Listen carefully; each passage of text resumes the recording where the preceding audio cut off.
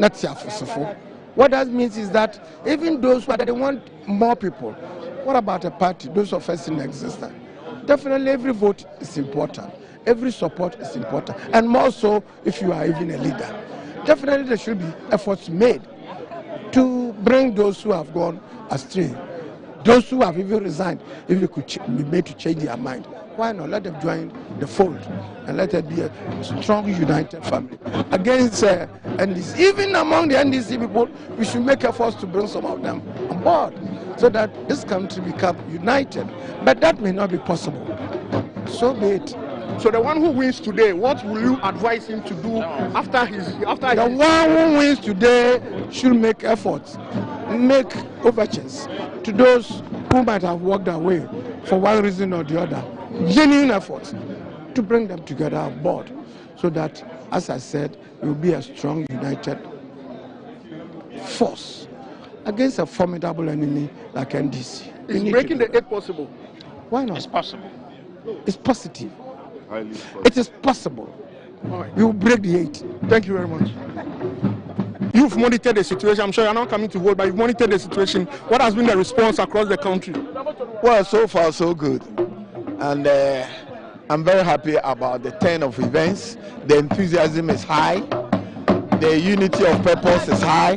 And I'm happy that the trend will follow till 2 o'clock when it eventually ends in all the polling centers. MPP, our internal democracy, which we are exhibiting today, is superb. What do you think must be done post this election to be able to unify all campaign? After this election, what is the next step is to introduce our candidate to the good people of Ghana and sell his message. From this campaigning and all that, how do we unify the party ahead of the We will do that, no problem. There's no party without internal little things. And we have gone through this several times. If you remember, in July 2000, when the election was in December, in July, Alhaji Yunisa, the campaign manager for President Kufuor, defected. So take it easy. Don't panic. Go and learn from history. Okay, so someone who is a campaign strategist, do you think there is a margin of victory that the winner today will need to be able to secure his victory in 2024? Because some people say that you need to get probably 90 so that you can win. No. What is in the Constitution is what is important. The Constitution says you need 50% plus 1. So anybody who secures that has gotten the mandate. What is important is to get the mandate constitutionally, and then all of us will rally behind that person. You don't believe winning overwhelmingly? You need overwhelming. Nevertheless, the constitutional threshold is important. You must cross the constitutional threshold. So you must look at what the Constitution says, because there have been instances in 2007 at Legon when none of the candidates could reach the 50%. You remember? So what is important is the threshold established by the New Patriotic Party's constitution. Once you cross that, everybody has to rally behind you. You've been the campaign manager in the 2 elections that the NPP won. Going into the 2024, what do you think is the most crucial thing that is needed to be able to break the 8 like the NPP wants to? Hard work, unity, and message. 3 things. Hard work, unity, and message. Open nomination, they've gone through the process. We've done the super delegates conference. After that, we had clear 4 people contesting. They've been going around. Yes, there were some few altercations and statements that were not okay that could have been checked. At least we've done, they've signed undertaking that they will stand by the party, whatever happens. Well, as you can attest to it, it has been very, very successful, very smooth, and so far so good. And it is. I want to really thank you. Say me dama se papa. Say ne. Much man for Ghana for nyina sampa kana mi kebia mamuno MPP for etiase epa. So everything went very well today, very transparent and very, very peaceful. Onyakopon eni edanase. Second message is a very simple one. Congratulations. Congratulations, Mr. Flag Bearer, Mr. Vice President Flag Bearer.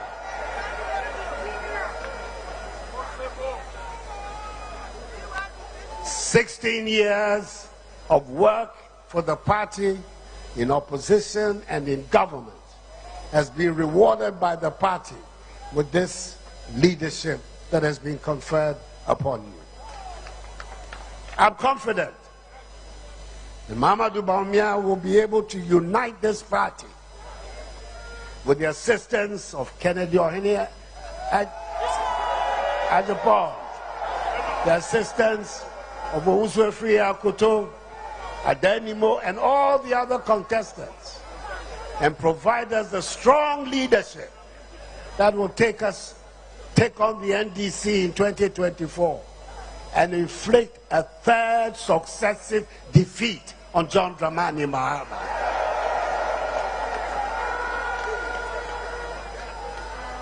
Yamani Trinkwa, na mini say, obetumi akaye nyina bom, ya ba be ye dombako a 2024 no, ebetumi ni NDC for no, akọ akai moni ati asese osoro kokoko no eba gegim.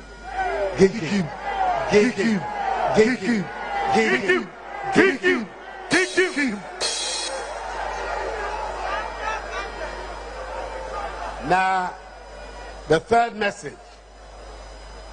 Today, I am passing on the flag bearer position of our party to a new leader. I want to thank every single MPP person here. Now, for the last 16 years, 2007, 2010, 2014, 2020, you have conferred your confidence in me to lead this great party.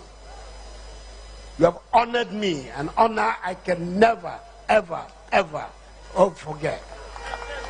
And have allowed me to serve the party, and through the party to serve the people of Ghana. I've done my best, but I still have one more task to do.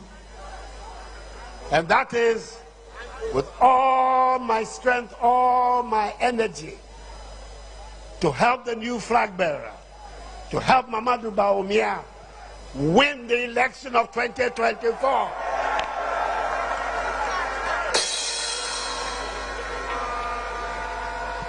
Ghana cannot afford the return of the NDC, especially under the leadership of John Dramani Mahama.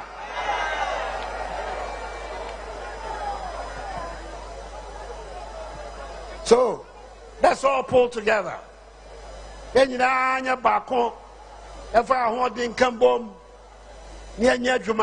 to go and campaign hard and easy. Election here by easy my head.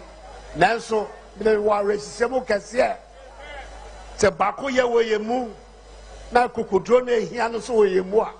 Onyakopon be pay kwan amaye amankunimdie so abayafa on 27th January, 7th December 2024. Timi bai masem kakra basem ba be dam asepa. Enyonyam kasia mo 16 years ni and therefore na minim say odo a mo yi akira me no musumo hu say this me domo pa musume domo papa me damase so I've always believed that with hard work, honesty, discipline, and faith in God, one can fulfill one's potential. It is possible. I congratulate the Electoral Commission of Ghana and the Presidential Election Committee of the MPP, chaired by the Venerable Professor Mike Eronokwe, for an excellent job done. I also thank and congratulate the security services for an excellent job as well. I also congratulate my fellow aspirants for participating in the process and deepening the democratic credentials of the MPP.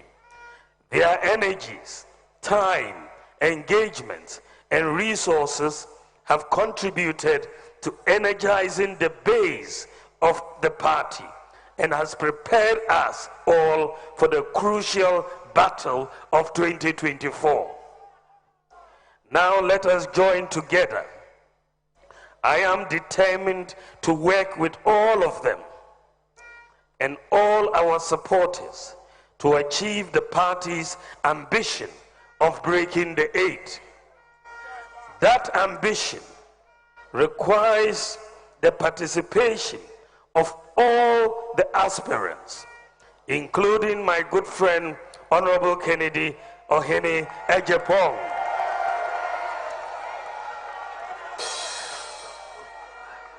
who really wanted to give me a showdown today.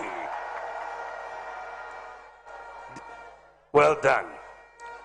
Dr. Akoto Afriye Planting, as I call him, Bwachi Ajako, Kwabena J. Ajapong, Honorable Joe Ganti, Dr. Kofi Konedu Apreku, Adai Nimo, and Kojo Poku.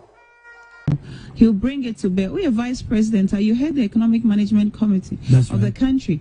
Into economic policies now will be driven by you, and also you will be directed by you. Into I know, say he's competent in that area. He's got the focus. He's got the mindset. He's got the experience in macroeconomics, and even as a general academician, oni mejuma ejumane ena onoso ewo adwempane akomapa.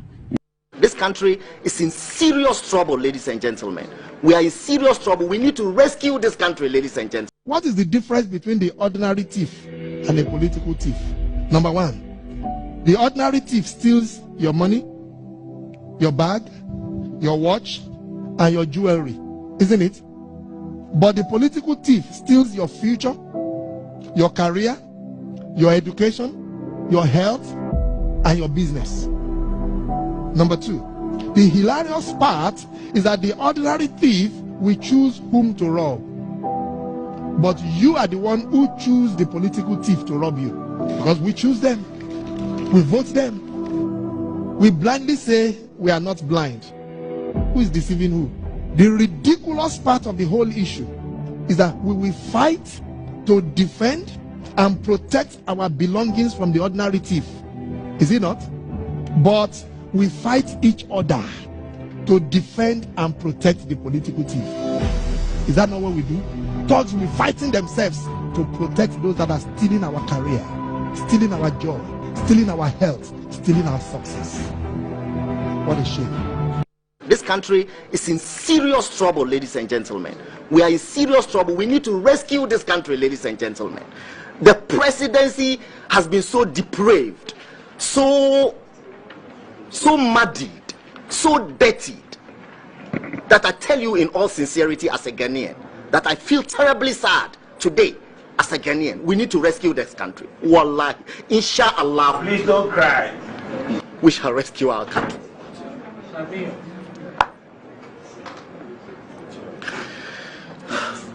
If you reach a certain stage in life and there is nobody who can look you in the eye and tell you the truth, you are doomed. And that is where our country has gotten to. We need to rescue this country. Wallahi. And I feel very terrible as a Ghanaian at this time. Government is broke, government is broke. The people are spending billions to go inside the government that is broke. Have you ever seen a minister who resigned because government is broke before? Government has no money. Have you ever seen a governor who said, ladies and gentlemen, when I was elected, I thought the government had money. Now I discover government has no money, I resign. Have you ever seen it? Government has no money, but they are bringing money out at election time. Where is that money coming from? So they are lying. What is happening is that there are two types of wicked people in government. Type 1, they eat current money. Any money they find in government, they will eat it. They are wicked about that one. There is type 2. Type 2, they eat current money and future money. They will say, my term will end next year. When I leave, how will I eat money? Let me borrow money now and borrow money of the future and eat it now.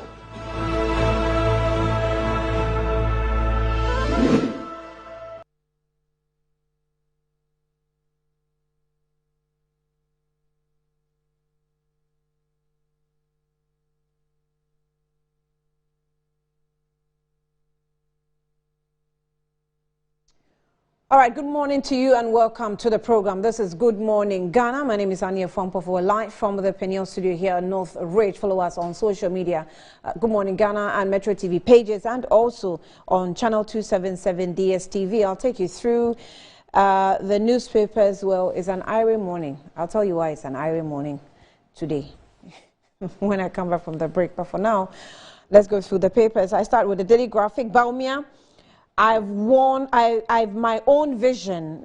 Co-contestants pledge support. Low patronage officers call for more publicity on voter registration exhibition. Harmonized tax regimes to ease business cost. Discussants. Embrace CRM to prevent accidents. NPA boss. Ghanaian Times. NPP decides its Dr. Bawumia as flag bearer of NPP for 2024 general elections. President hands over NPP leadership to Dr. Bawumia, vows to ensure his election as next president. I'll be my own man in government, Vice President declares as he picks up baton to lead NPP. Nwastu invites homeowners on Adregano, Boteman lands to regularize document following Supreme Court's ruling. Daily Guide. Bawumia leads NPP, grabs 61.47% votes.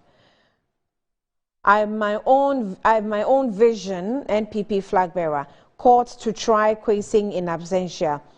Former Kolebu CEO brings relief to patients. 4,432-kilometer road in Volta unprecedented, Nana.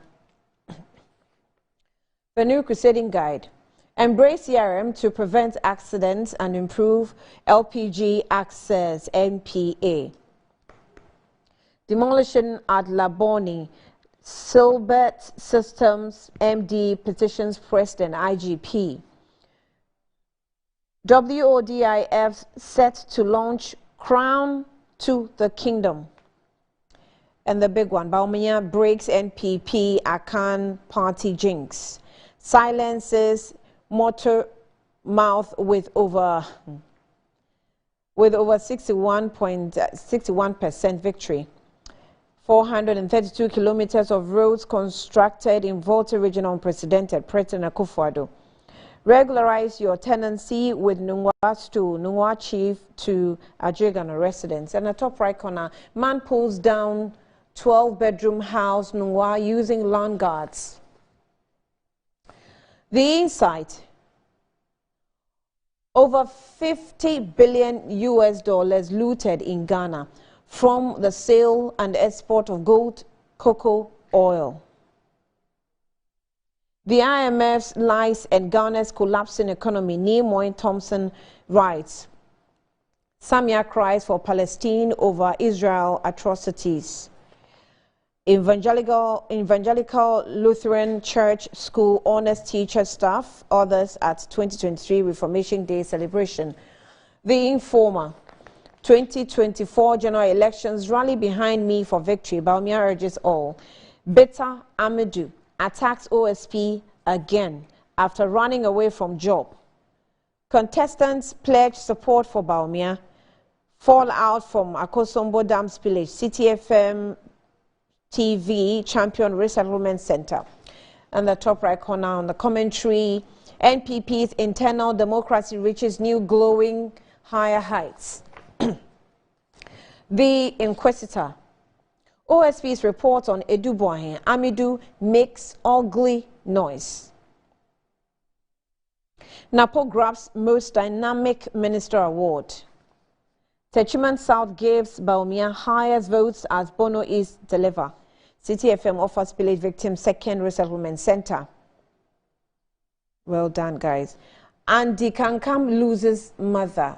Oh, sorry, Andy. Condolences. All right. The Herald newspaper, Kennedy Japan earns bargaining power as Baumia's dinner table.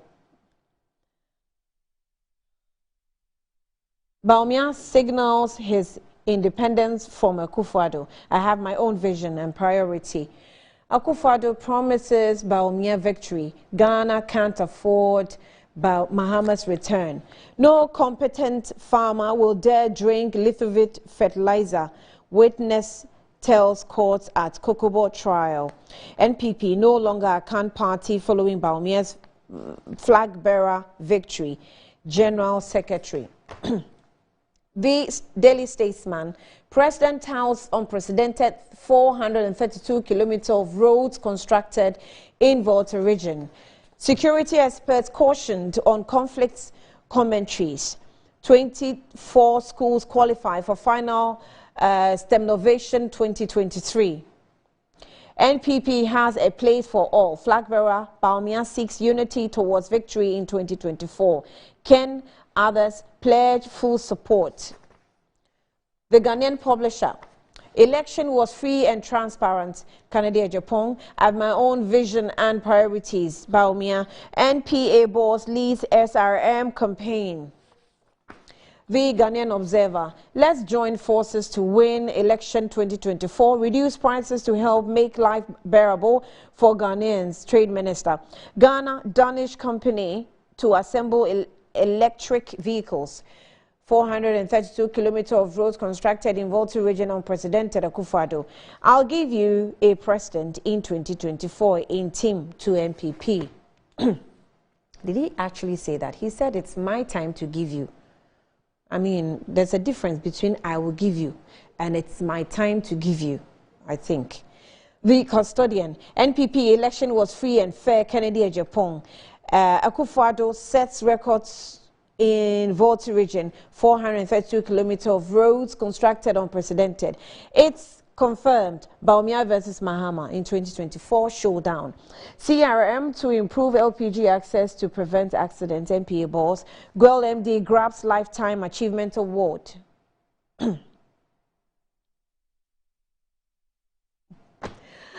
The Finder. Baumia makes history in MPP, obtains highest endorsement for any first-time flag bearer aspirant. 432 kilometers of roads constructed in the Volta region unprecedented. President Akufo-Addo embrace CRM to prevent accidents and improve LPG access. NPA boss. NPP can never be tagged as a can party. Justin Kudia. Sword cut for Agenda 111 hospital in Adentan municipality. And Daily Post. 39% of MPP delegates rejected Baumia as flag bearer. Sami Jemfi. Such a shameful thing to say. Joyce Mutari dissents on JFK over Akan party tag comment. A lot of MPP people are clamoring for the return of Mahama Ketia. Delusional. Kwa Chil Fosu to Chei Mensa Bonsu Benefsin on 75% votes prediction for Baumia. Right. And that's what we have for you for the front pages. I'll take a break now. I'll be back shortly.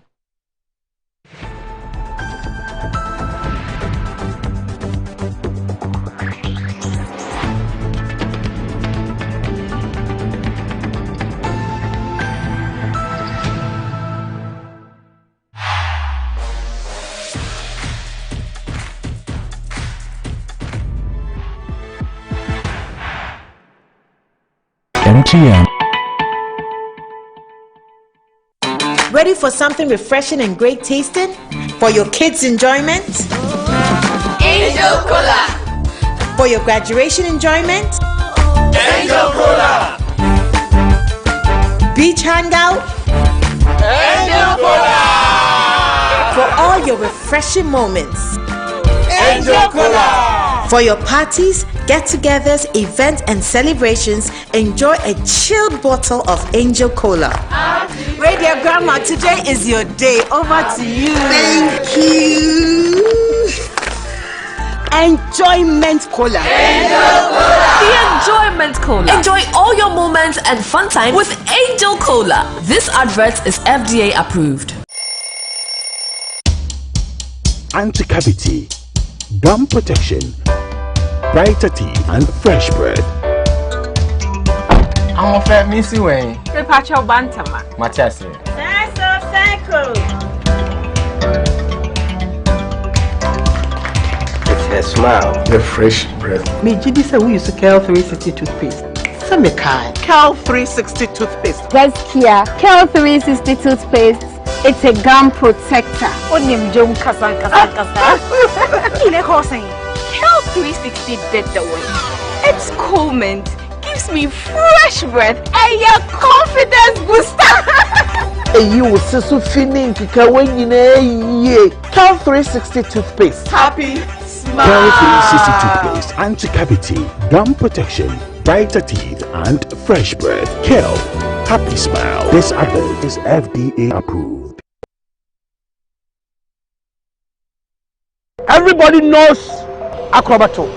And if you know Acrobato, it means you know M-Punch Homeopathic Clinic. M-Punch Homeopathic Clinic is my pillar. Let's hear what others are saying about M-Punch Homeopathic Clinic. What became for M-Punch one?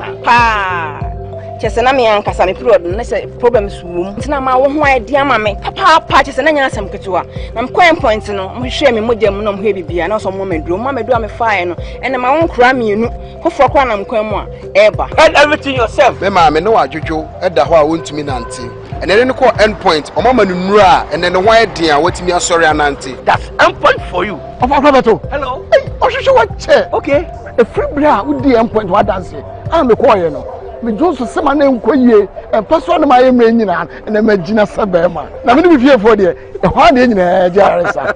You heard everything. I have secret. M-Punch is my secret. M-Punch Homeopathic Clinic. I'm free. Inside Black Star Press Limited, grow inside the invective minds, evolving concepts, and the creative trends. The printing press you need now. Witness the beauty, diversity, and natural wonder with our works. Inside Black Star Press Limited, in association with Lionhead Group of Companies. Call us now on 0200-880-000 for all your print works. Black Star Press Limited, a worldwide reputation for quality printing.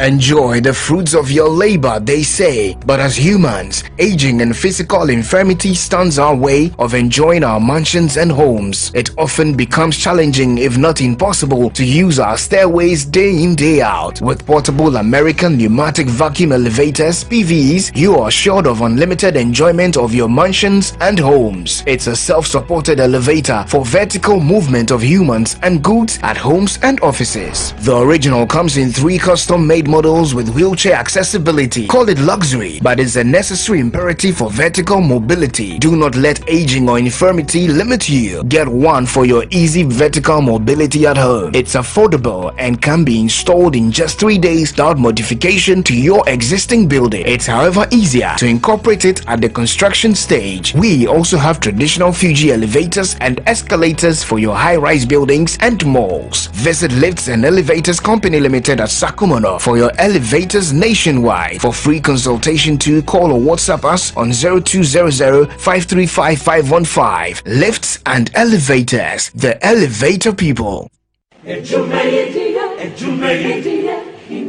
In life, choice is good, but choice plus safety is way better. Your safety and comfort is paramount. Under the cylinder recirculation model, you can buy LPG in a safe environment. All cylinders are inspected and maintained to the best safety standards, so your safety is assured. Just take your empty cylinder to the nearest exchange point and swap it for a filled cylinder. Different cylinder sizes will be available to meet your pocket size.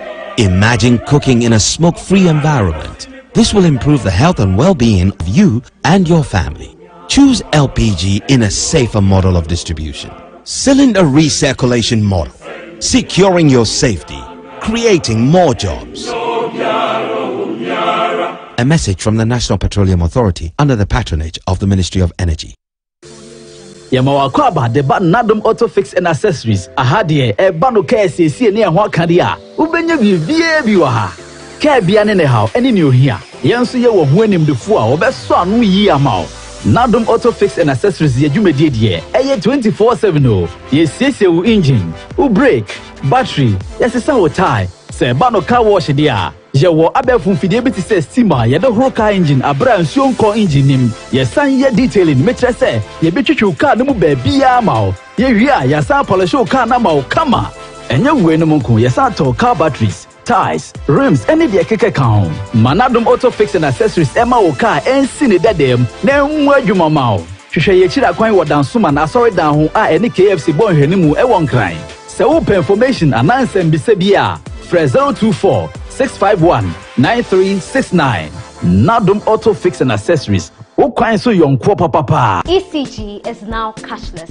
My studio lights are always on. I never run out of power. With the ECG Power app, I'm able to report an issue, check my credit, buy power, all in real time whenever I need to. I don't worry if ECG vendors are closed. In the comfort of wherever I may be, I still keep my lights on.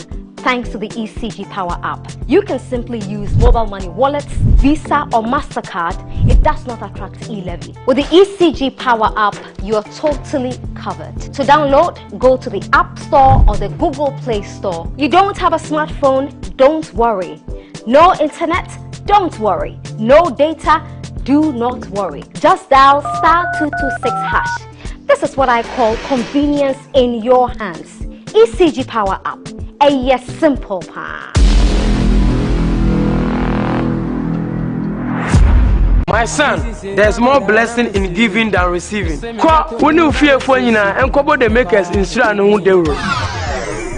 The pneumatological aberration of the Lord revealed unto me this night that me and my household should go out into the world and bless the world. Makers Electronics Company Limited. I'm up to 67% discount. Our selected appliances.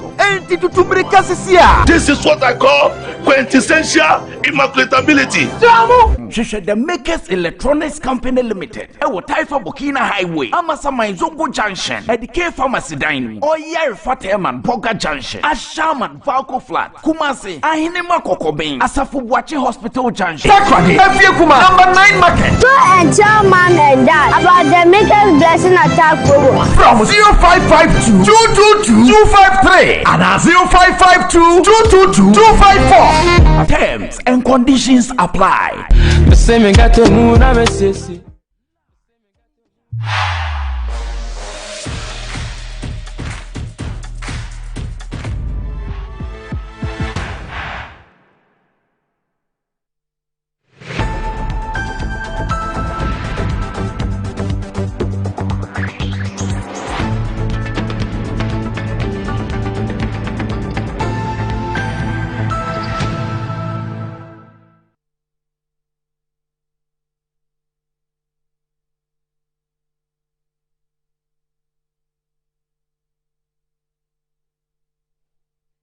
Welcome back. Well, I already told you that it's an IRA morning. Now I'm going to show you why it's an IRA morning. Maybe you can do your own math to deduce my statements, all right? So I have with me Dr. Antoinette Chibodakran, who is the Deputy General Secretary for NPP. She's with me in the studio. You're welcome. Good morning to you, my sister. Good morning. I hope you're good. It's been a while. It's been a while. It has been. I've been working in the background. Yeah. I'm now part of national leadership, so it comes with added responsibilities that I have to take care of. So yeah. It's not always that I can always do the mainstream communication, but on days like this, as you can see, I won't talk too much. I'm in my red and blue, feeling very blue this morning. Yeah. We're color twinning a bit. We're one color.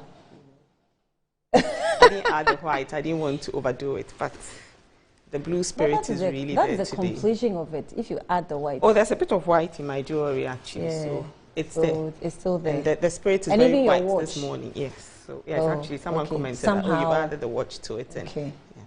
So the blue, red, and white is Congratulations. Thank you. All right. So I sent the flyer around and someone texted me, hey, this lady, Annie, this is your sister. She said, Annie, your sister, where has she been? I said, that's how she is. She's always on the background, so once in a while she comes out, we see her face and she goes to hide a bit. Anyway, so welcome. Thank you. Well, so Margaret Ansay is also A.K. Mago. Maybe if I say Margaret Ansay, you won't know. So A.K. Mago. She's a member of the NDC NEC committee, NEC, and then also the committee member of the communications. You're welcome. Thank you, Annie. And good morning to you. As for you, it hasn't been a while because, we've been working. Haven't you missed me? No. Your work is heavy. So I'm working in the background with you. I know, right? You're also welcome. Oh, yeah, well. But you've also been receiving them well. Yes. Thank you. Yes. It's good to do business with you.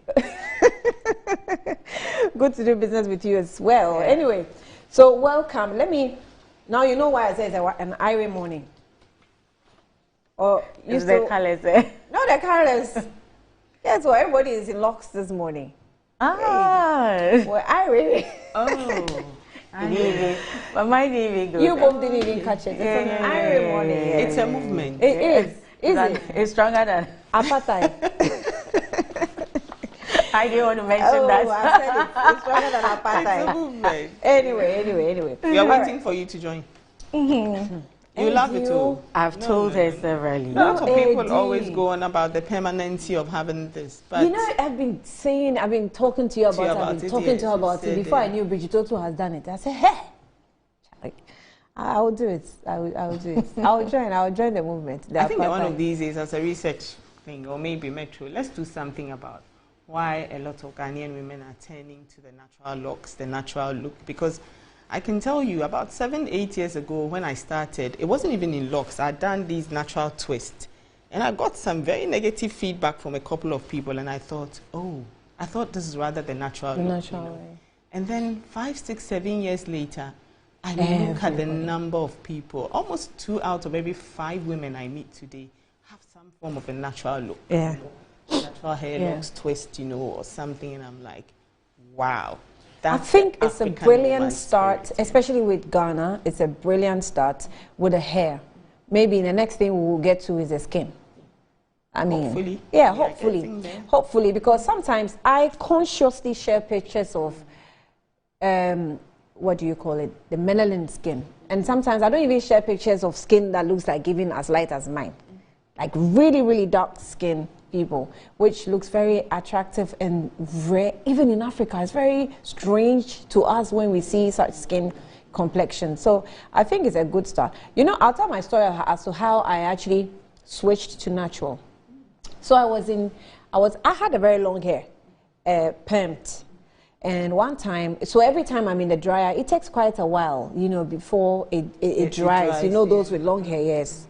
And then one time I was in the dryer, and I was literally passing out. It was so hot. It was, I don't know what was happening. For the life of me, I was just, dazing off.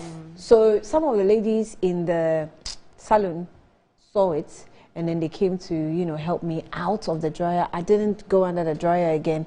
That was my switching point. I said, me, Pim. Then I started growing natural. That was it. I think every lady has some kind of a story about that, because with mine, it was hair loss. Oh. Yes, and I think it's hormonal changes when you've had children, combination with all of that.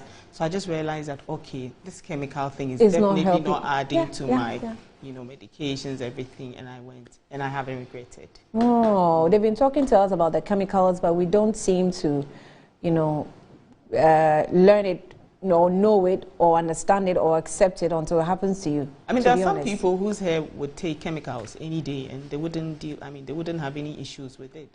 But I don't think it's meant for everyone.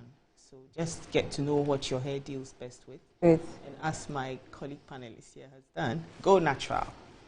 I mean, it's fun. She was just celebrating her hair in the makeup room that, she used to come with wig caps, and we are now working on the caps, and it's a struggle, and it's just stress. It's just stress. so now she comes, she says, you just make her face, and then she folds it anyhow she wants it. And it's nice. I think it's a good thing. 2020, every time I'll be carrying wig in the car. And, you have to as soon as it turns, you have to. It was a whole lot of work, and you have to keep changing it because you are telling a vision, and your personality counts. You can't wear one thing; it will be like a uniform. And then when say I went another into thing. This, oh, it saves me a lot. I don't know where those wigs are.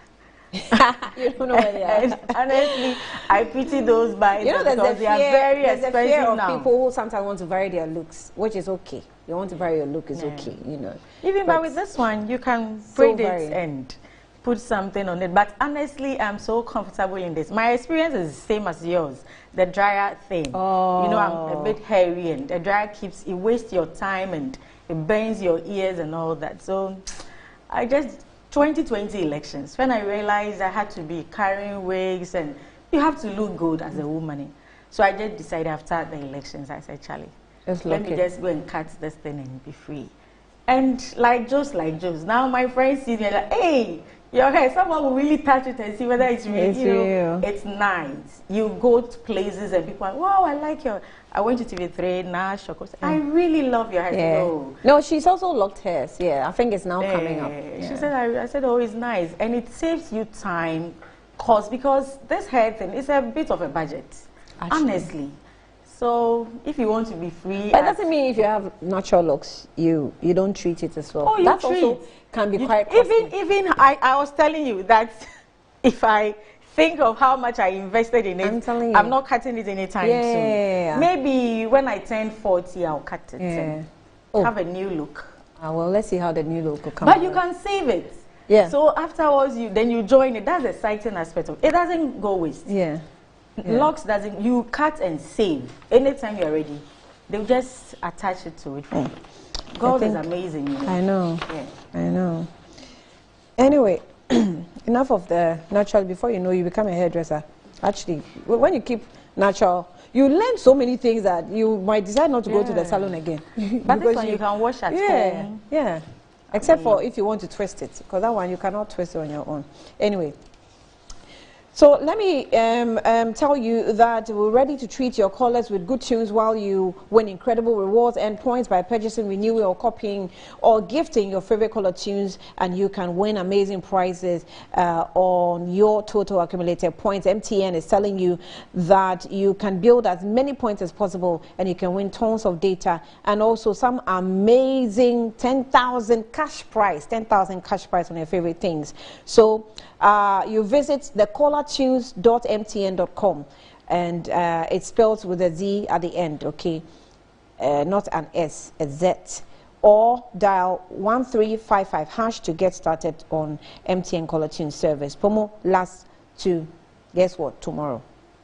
Tomorrow is done, so please take notes of it. So if you want to, earn some 10,000 Ghana cedis, it is actually today that you want to work on it. All right. Well, let me also tell you that Angel Cola is also still around. It says that if you're actually going to have your programs done or events, Angel Orange, Angel Mango, Angel Peach, Angel Lime, Apple Lime is all available. And you can also, it produce vitality and maintain fluids in normal balance. Angel Cola is refreshing, and it's also produced by Adonko Soft Drinks Beverages Limited. Tastes like our day, it says. Recommended for everybody, including children. Contact them on 0244-832286 and 05078786668. And also, Lift and Elevators also says that you want to enjoy the fruits of your labor, and as aging also is catching up with you, maybe movement will be difficult, but it will be giving you some American pneumatic vacuum elevators and also PVEs, and will help you with unlimited enjoyment of your mansions. And it comes with custom made. It can be also fitted with wheelchair, and, in the elevator. So Lift and Elevators is at Sakumono for your solutions. You want to visit them at Sakumono, and or you call them on 0205355515, or on email them at elevatorsgh@gmail.com. elevatorsgh@gmail.com.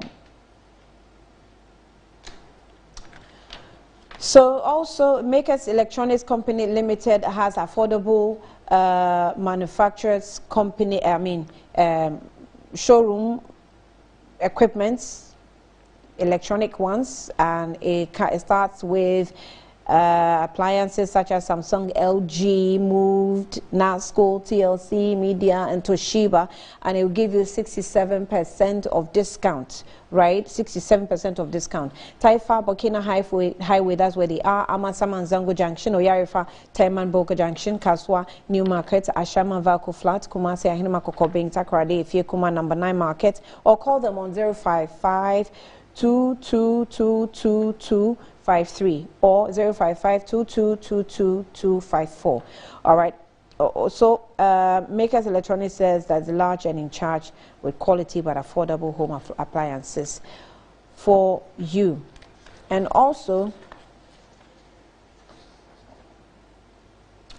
let me also let you know that when it comes to your health, God is the healer, but He does the healing through humans, as we say. So Amen Alternative Medical Hospital comes in, and you want to use them for all your health consultations, counseling, and physiotherapy and homeopathic medicine. Amen Alternative Medical Hospital have the best for you, and it's also the first modernized herbal and homeopathy medicine in Ghana. They have the best practitioner from KNUST with a state of medical equipment curated for your need. So Amen Medical Hospital is at Klagon on the Lashibi Ashaiman Road near the Underbridge from Monday to Saturday. That's when they work at 7 a.m. to 5 p.m. and Sundays at 11 a.m. to 3 p.m. Call them on 020 0207 299 229 rather, sorry, 0207 229 505 or 0244 227 192 to book your appointment. Amen Medical Alternative Medical Hospital says God is your healer. All right, so let's go straight into the issues of the day, and I start off with a release that came from the New Patriotic Party National Youth Wing. It's signed by Salam Mustafa, National Youth Organizer, and it says that the NPP National Youth Wing congratulates Dr. Baumia. On Saturday, November 4, 2023, the delegates of the NPP decided in a crucial presidential election to select the party's candidate for next year's general elections, and one who will also take the leadership of the party from the successful tenure of Nana Dankwa Akufo-Addo. And take note, he describes it as successful, right? The tenure was successful, right? And then Dr. Baumia emerged winner of the hotly contested elections and thus become the new flag bearer of the party. The National Youth Wing wishes to congratulate the flag bearer and pledge our full support for him, just like his other contenders have. We are excited by the understanding of the many challenges facing the youth wing of the great country of ours and vision to tackle them. The National Youth Wing is fully ready to help achieve these goals and aspirations for the betterment of young generation. A new dawn has beckoned, and a new hope has been birthed. The youth expect so much from you, and the National Youth Wing knows that you are capable of delivering. We are excited to have you lead us, and we're waiting for you to work with you and achieve success together. We are also, by this statement, charging all youth of the party to rise and stand up for your party and new flag bearer. Our generation has become our time. Our time has come. Let us rise and take it. It's like so poetic. So let us unite our ranks and unite the party, and with everyone on board, our combined energies will surpass the power of an atomic bomb and will spare us into victory 2024. Long live the NPP, long live Ghana. Signed by the National Youth Organizer, Salam Mustafa. So, now let me also read this. Okay, I think I'll leave it here. This one, we'll tackle it. If it comes up in a conversation, we'll tackle it. But let me come to Doc. I'll start off with you. So your party has now chalked another success of your ability to elect a new flag bearer to lead the party, of course, into election 2024. One question that actually has been lingering on my mind is, during the campaign, there was a lot of talk about electing a Northerner or someone who probably does not come from the norm as the MPP has been known for.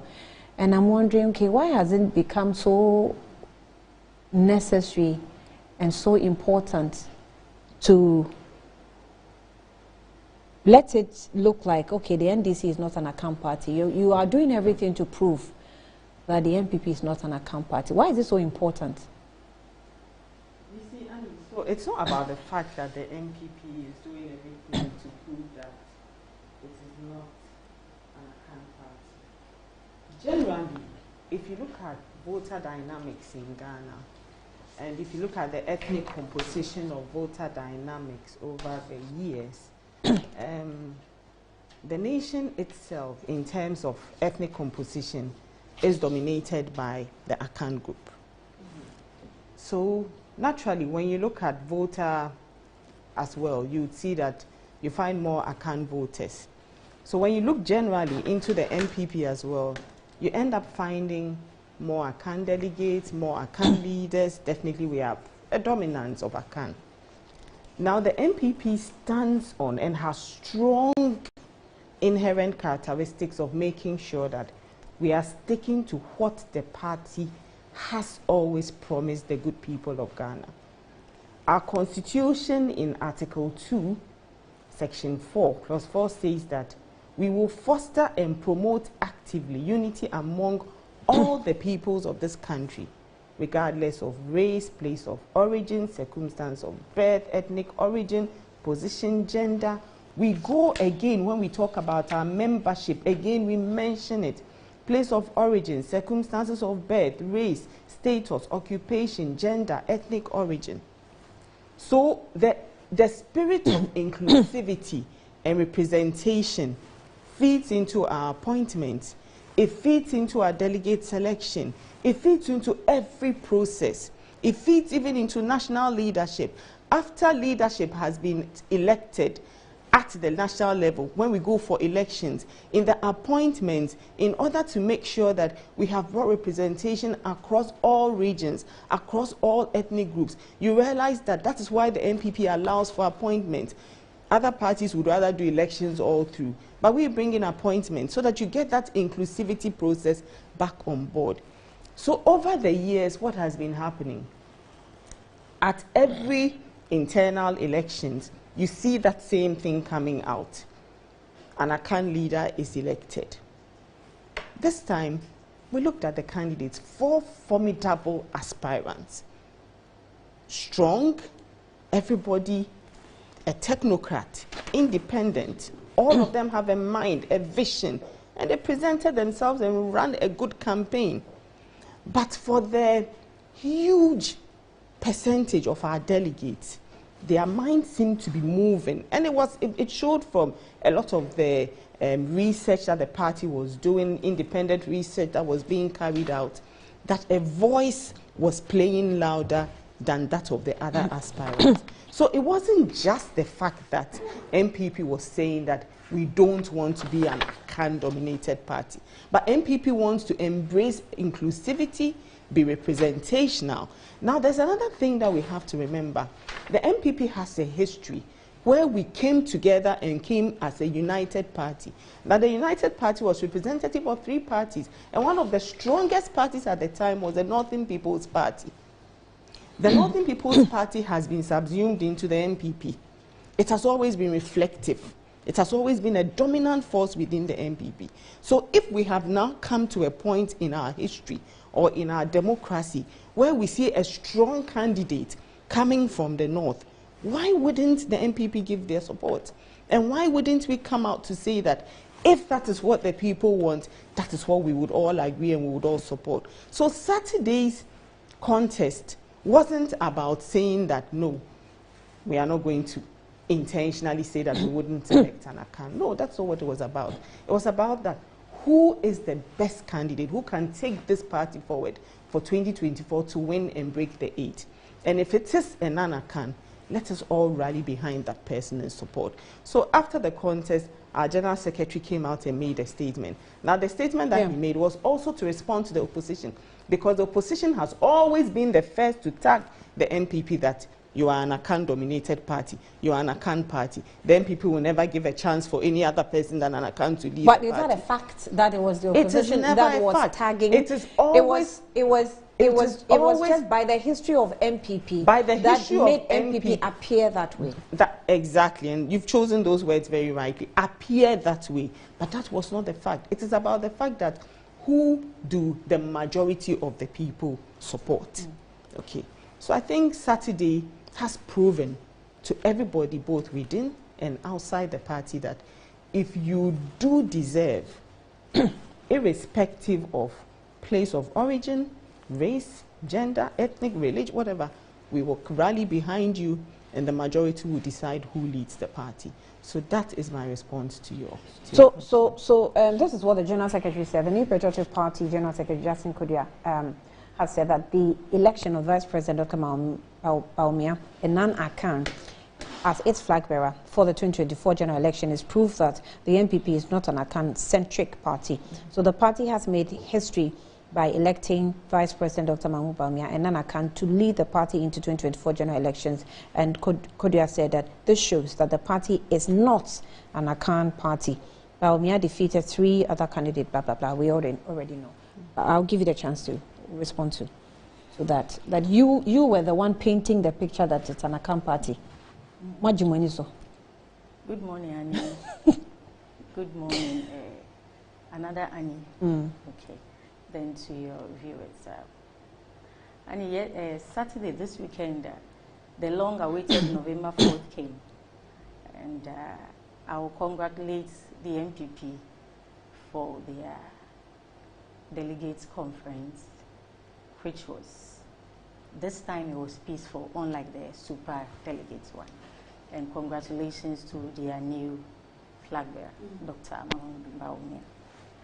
And as we said, Yenji Yeniso. The little history shows, and I think you even corrected it.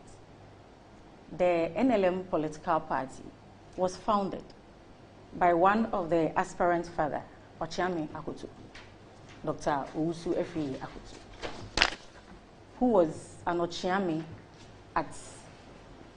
in the Ashanti region, Ochiame to the then Otumfo. They even levied Ashantis to pay some tokens in the formation of the political party.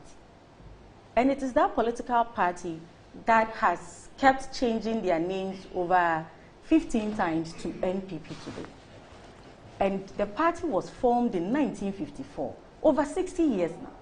They've had about 7 candidates or 7 aspirants to lead their party. They are all Akans. Over 60-year political party, all their 7 candidates are Akans. Annie, NDC is barely 30 years. Our founder is from the Volta region. That is our first president from the Volta region. Our second president, the late John Evans Atta Mills from the Central region.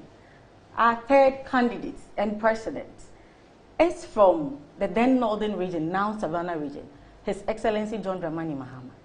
So NDC just 30 years. Look at how we have included all tribes, religion, how do you call it, tribes, regions and whatever. 30-year political party has 3 different candidates who are from 3 different regions. Over 60-year political party had 7 candidates representing them who are all Akans. Annie, do you need the NDC to tell a history student that the NPP is an Akan party? But let me ask this question. Why has it, maybe the dynamics are different. Okay. If for 60 years, any person that comes up, any person that comes out to be flag bearer of the party is the strongest and happens to be an Akan. Not that maybe the party goes into an Akan fold. to go and to select someone. Yeah. And maybe, and with your dynamics, it looks as though you have strong people across all ethnic groups. And they all come out depending on the timing, do you understand? So maybe that's what, is it that important? But we all know that Mr. Osafo Marfo is no mean a person in the MPP. He is one of the most important people in the MPP, who understands the party's history, who is so passionate about the MPP. He made a comment that for him, not even the MPP as a political party, but he feels and thinks that even if someone wants to lead this nation, Ghana, it should come from the 5 regions, 5 Akan regions, who even own much resources. Annie, do you need the NDC to tell a history student that the MPP is an Akan party? We don't need to. President Nanado, 2008 by-elections, after 2008 by-election, I think the second one, when we went to time, you know, 2008, we voted 3 times. He was addressing the people of his own party, and he mentioned that Yen account for the. So President Akufo-Addo himself told the MPP that Yen account for. So irrespective of the Voltarians, the Northerners, the Gans, the ones whoever were part of them at that particular time, he is telling them that the Akans dominates the MPP. So by and large, MPP is an Akan party. Did President Mahama make that statement in a for context? In a context. He was in time. Exactly. In a context. But the point is that, is Osafo Marfo's comment also in a context? That even for him, beyond his political party, even Ghana, the person, those who should lead should come from 5 tribes. But if you let's not even go there, they are claiming the MPP, NDC gave them this myth, whatever. They have lived it. It is a perception they have created for themselves, and they have lived it. Mr. Paul Afoko, which region does he come from? He comes from one of the 5 northern regions. He was their national chairman. Was that not something that they should have lauded and held in high esteem to portray that the MPP supports or they are inclusive? The late Aliyu Mahama, didn't he contest the MPP presidential primaries in 2008? They counted his votes and gave it to him like this. They gave his vote into his palm, gave it to, because President Kufuor then did not do favoritism. He did not choose his vice. He did not, whip the system in line to support the vice. The party people went for Congress and chose Nana Akufo-Addo and left the vice president, who was a northerner. So if today anybody from the MPP comes to talk about NDC calling them a Akan party and therefore they have someone from the northern region, a young boy from Tamale who have become a flag bearer, Annie, who even cares about where you come from? When you are coming to eat in the morning, do you care which region the food comes from, or all that you need is the food is prepared and you want to eat? Ghanaians are looking for food to eat, not who prepared it, but food is on my table. So if President Akufo-Addo and Dr. Bawumia and the MPP have done anything better in the last 7 years, getting into 8 years, this where I come from, where I pray, what I wear, it doesn't matter. At this crucial moment, what matters is what you bring on board. But you know, Anna, this one I'll come to you. Do you know what I find interesting? At the time that the party is seeming to be on the path of breaking the jinx of the Akan tag, Dr. Bawumia's campaign was heavily tilting towards religious. You'd see that in most of his campaign messages. He was claiming either my brothers are Christians, I have 6 brothers who are Christians, and I have others who are also Muslims. And he was playing the religious card when the party seems to be also trying to break the Akan jinx path. And I think, Crusading Guide captures it rightly. Bawumia breaks the MPP Akan tag. So there was, I wasn't sure what was going on. That okay, why are you playing so much of the religion? Funny. For me, I mean, so what Crusading Guide has captured, Annie, if you have, if you are a woman and you are having children and you have boys continuously and eventually you have a 7th girl, wouldn't you be excited and happy? It's natural, So the party has been excited and happy and jinxed. The jinx, the tag people were saying, and a 60-year political history.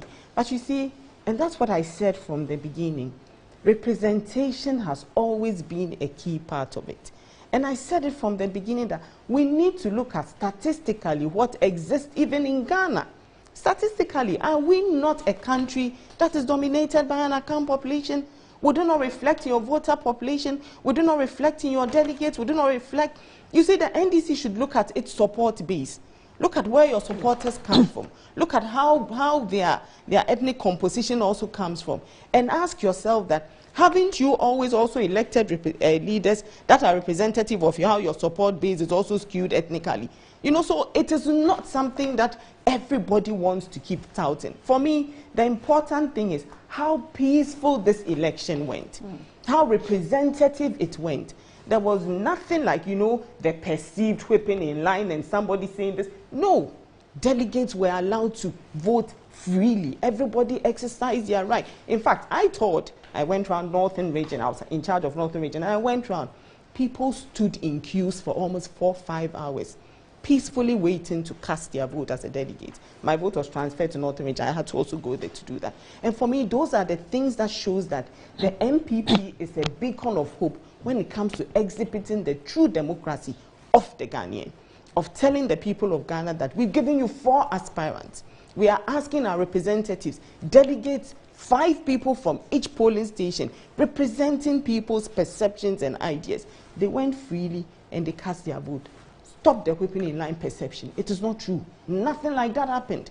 Which whipping in line will give you 61 points? But if you're whipping in line, so the 95% the opposition got was whipping in line. Hold on. So as a party, 61% is whipping in line. Then what should we say about 95%? You can also accuse them of it. But you know, that's not in our interest. So for us, what is in our interest is whipping in line. No.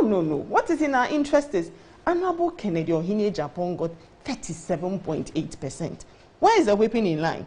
It shows a party of good nuances, of people being able to express their opinions and their views and their preferences. It can also show the resilience of Kennedy Japan's candidature. Not resilience of Kennedy Japan's candidate. It shows the inclusivity of the party, of the nuanced ideas in opposition.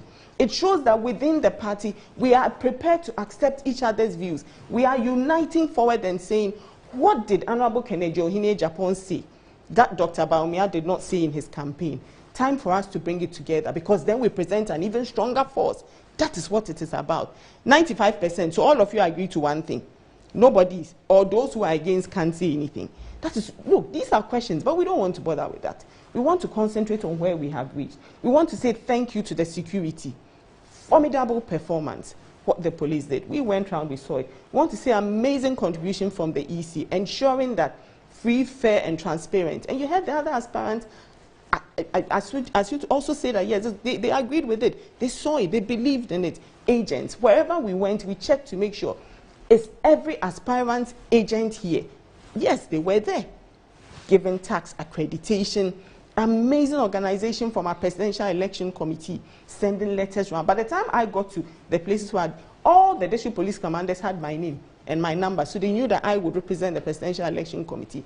That is good governance, good democracy, exhibiting a process that will support the democratic, credentials and rules of Ghana. We went at the leadership of the party. This new leadership has been put into a situation where we understand that these aspirants, everybody says, I have a right to lead the party. So we had to give all of them a fair chance to do that. The number of meetings that went on in the background, the discussions and the decisions to ensure that delegates and supporters of each aspirant understood that on Saturday, there is no reason for you to feel like anybody would not allow you to vote.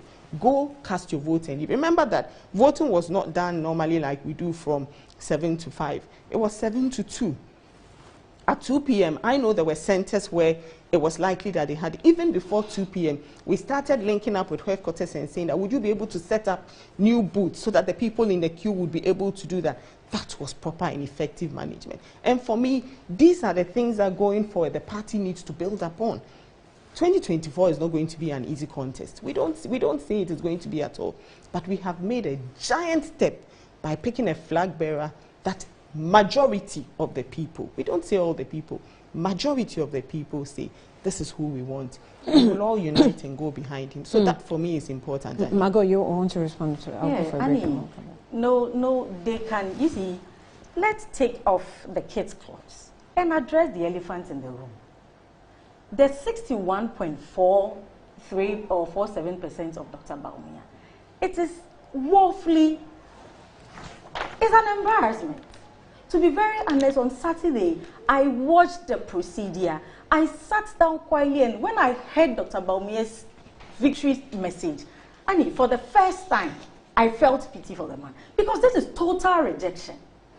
Oh, how? So complete rejection. I mean, the typical NPP that I know, my Achim brothers, my Asante family by association. If you are an MPP, and my experience as a former candidate when I contested in an NPP stronghold in Sohom, if you're an NPP, and most of the times you do not even like the candidate, and if there could be situation where you have your people will get angry, they will say whatever, but in the last minute, elders of the party will call the party people that look at the party first, don't look at the individual. And I have lived experience. When I contested with Opariansa, there were MPP people who defected to NDC. When you even look at the 2016 results, I had over 4,000 MPP people voting for me, while President Mahama had around 17,000. I had around 21,000. And some of them were bold to tell me that, Madam, after everything, we had people like Mr. Alan Tremantin, even the former president, Mr. Kufuor, some of their party elders calling them to order that they should support Mr. Opariansa, irrespective of what, for the sake of the party. So typical NPP person. That's how you weigh people in. Yes, typical NPP person, irrespective of what, they will go for their party. NDC, we have lived in Ashanti region where Asante for NDC. This is the typical MPP I'm talking about. So for the MPP people upon the calling, the money, Dr. Bawumia has carried his running mate ambition over his shoulders for the past 12 years. He has been to places, in his speech he said it. He has done all that he could. From his campaign message, when he went to the Supreme Court, he went to stand in the witness box, and for that matter, he has sacrificed for the party, they should vote for him. That meant that even when he was entering the box, he had the vision of becoming a flag bearer. When did Mr. Kennedy Japon come into the race?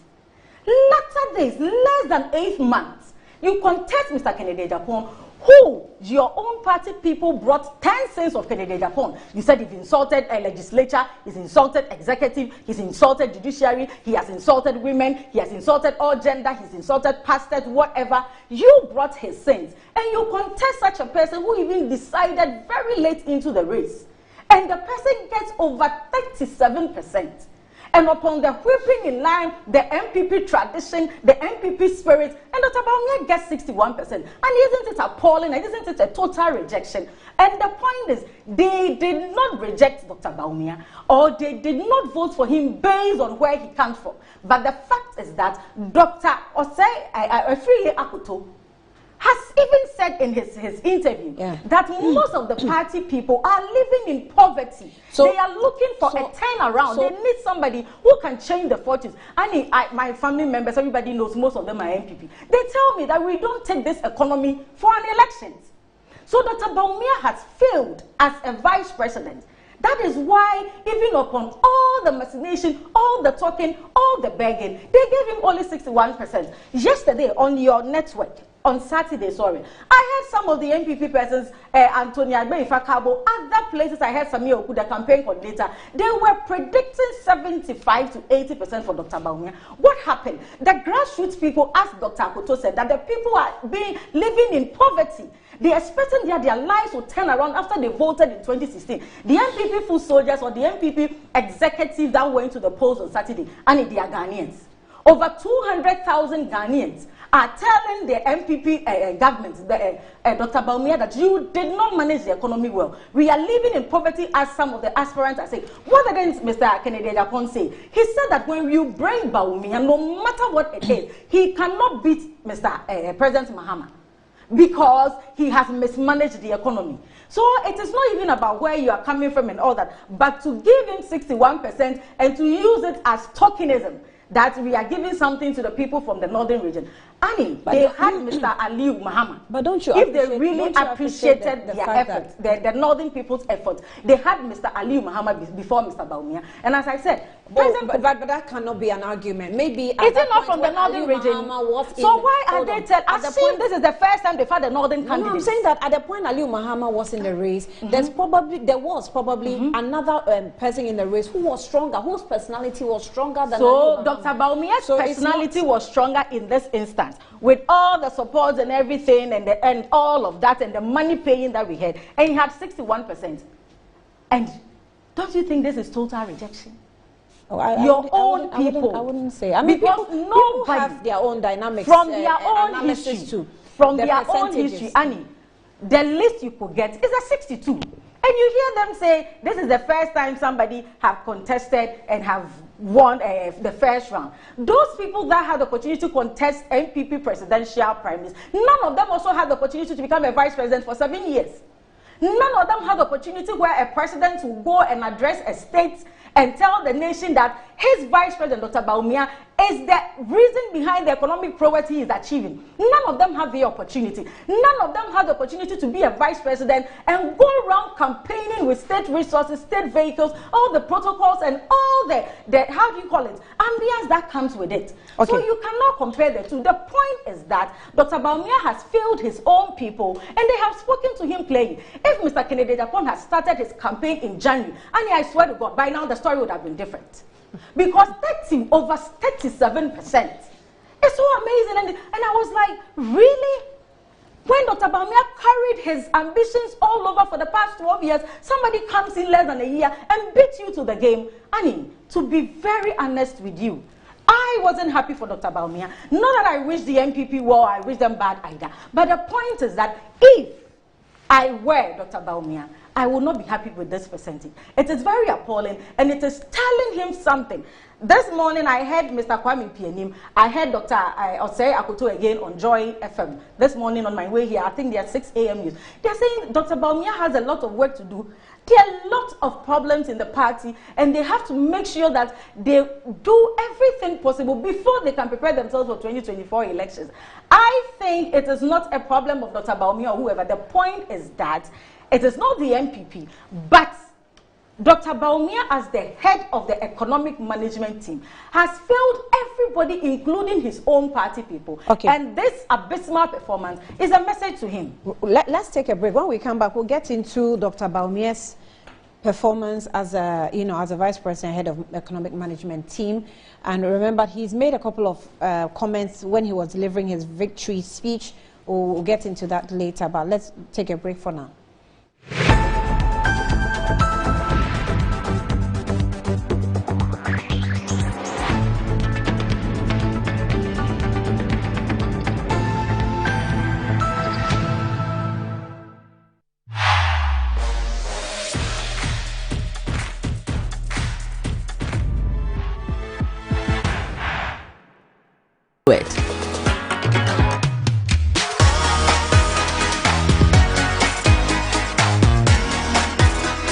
MTN. Good afternoon, Mr. Ambedu. Good afternoon, Mr. Asari. How is business doing? My business is collapsing. Why is your business collapsing? I sold my products and services to my clients on credit, and my debtors are not paying their debts. Have you heard of Rosic Consult Limited, a debt recovery company operating in all the 16 regions of Ghana? Not at all. Mr. Ampedu, all you need to do is to contact them on their customer service line. I recommend Rosic Consult Limited, a debt recovery company to financial institutions, businessmen and businesswomen, other companies, and also individuals. Rosic Consult has 98.4% debt recovery rate. We have professional debt recovery managers. You are assured of swift debt recovery. No recovery, no commission. For Rosic Consult Limited, no more write-offs. And we pre-finance the recovery as Enjoy the fruits of your labor, they say. But as humans, aging and physical infirmity stands our way of enjoying our mansions and homes. It often becomes challenging, if not impossible, to use our stairways day in, day out. With portable American pneumatic vacuum elevators, PVs, you are assured of unlimited enjoyment of your mansions and homes. It's a self-supported elevator for vertical movement of humans and goods at homes and offices. The original comes in 3 custom-made models with wheelchair accessibility. Call it luxury, but it's a necessary imperative for vertical mobility. Do not let aging or infirmity limit you. Get one for your easy vertical mobility at home. It's affordable and can be installed in just 3 days without modification to your existing building. It's however easier to incorporate it at the construction stage. We also have traditional Fuji elevators and escalators for your high-rise buildings and malls. Visit Lifts and Elevators Company Limited at Sakumono for your elevators nationwide. For free consultation to call or WhatsApp us on 0200-535-515. Lifts and Elevators, the elevator people. Ready for something refreshing and great tasting? For your kids' enjoyment? Angel Cola. For your graduation enjoyment? Angel Cola. Beach hangout? Angel Cola. For all your refreshing moments? Angel Cola. For your parties, get-togethers, events, and celebrations, enjoy a chilled bottle of Angel Cola. Radio Grandma, today is your day. Over to you. Thank you.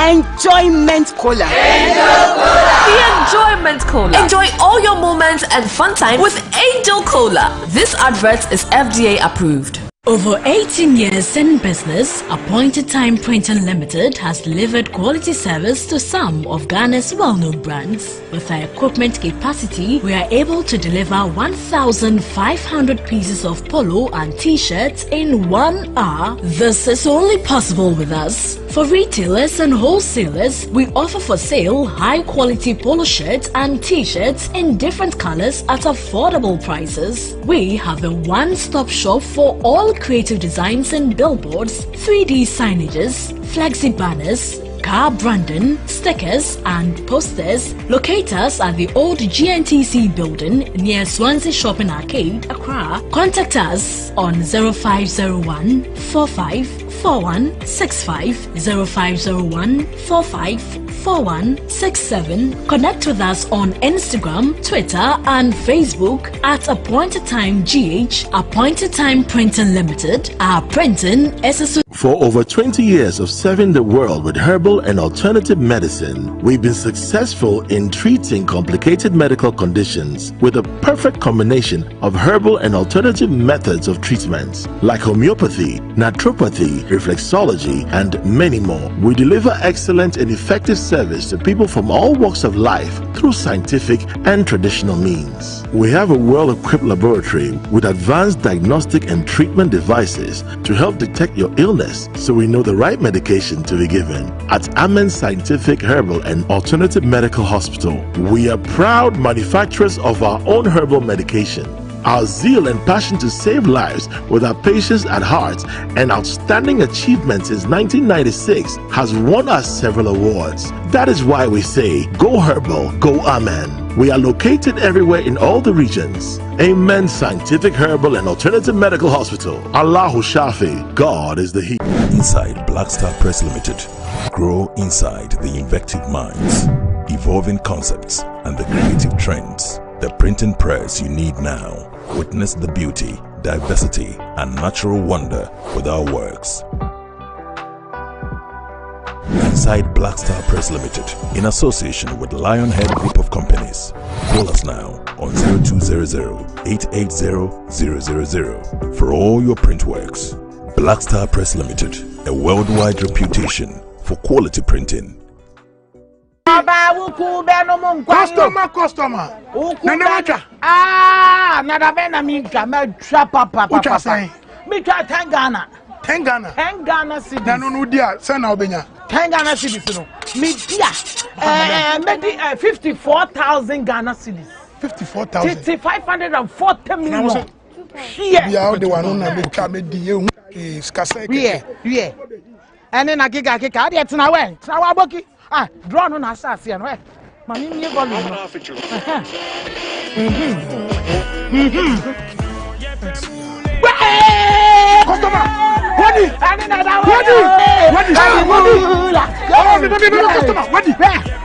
One of our daily lucky winners. Dial *946# to play now. Or you can also play online at www.gamepackgames.com. Game Park is regulated by the National Lottery Authority.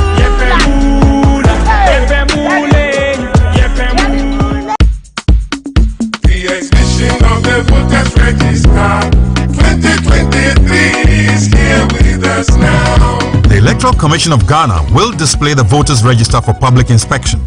The exhibition of the 2020 voters register and the 2023 provisional voters register is part of preparatory measures for the upcoming district level elections. The exhibition exercise will take place at all polling stations across the country from 3rd to 7th November 2023 between the hours of 7 a.m. and 6 p.m. daily. Do not assume that your name is in the register. Go personally to your polling station with your voter's ID card or registration slip to 1. Verify your details of registration to make sure that your name, photograph and other particulars are in the register. 2. Object to the inclusion of names of unqualified persons. 3. Know your polling station ahead of the election. And 4. Assist in deletion of names of deceased people from the register. In addition to the physical checking of details in the register, the EC will deploy a GSM messaging protocol which will enable registered voters conveniently access their registration details using their mobile phones. Very simple. Dial *713*81# and follow the prompts on all networks. Participate in the exhibition of the voters register to avoid disappointment and inconveniences on voting day. Your vote is your future.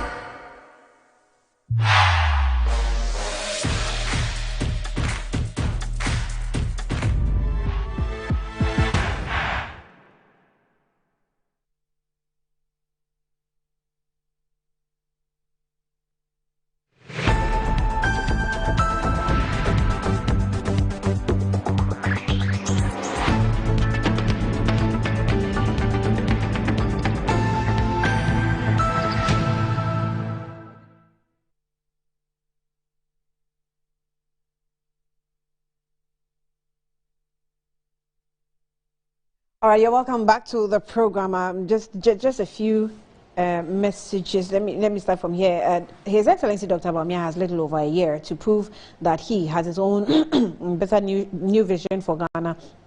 Though so far it has been a failure on the economic front, we realize that despite our claim to digitalization, we're still exhibiting the voters register physically and under trees. Moses from Bawe is asking this question. Laura says that Magoy can't still believe that the elections is over and all their predictions from doom have fallen flat. Really? I told you, Mago is just refusing to accept it.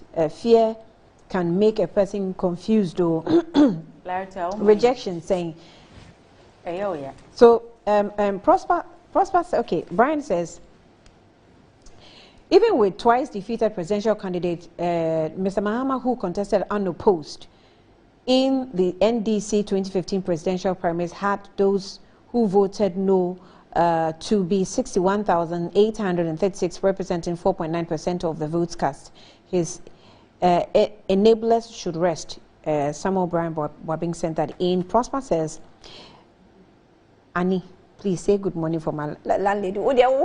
You just want to have a place to lay your head. so Annie, good morning to you from your tenants. I wonder which of them. Prosper. Okay. Prosper. So Nane Kiable says that Annie, good morning to my beautiful sister Annie Banko. She's looking beautiful. What is rather surprising is how marginal Bawumia's victory was, despite the shenanigans employed in his favor. It is a big shame, despite the intimidation of supporters of his opponents, abuse to public resources, unprecedented vote buying, the personal phone calls to delegates.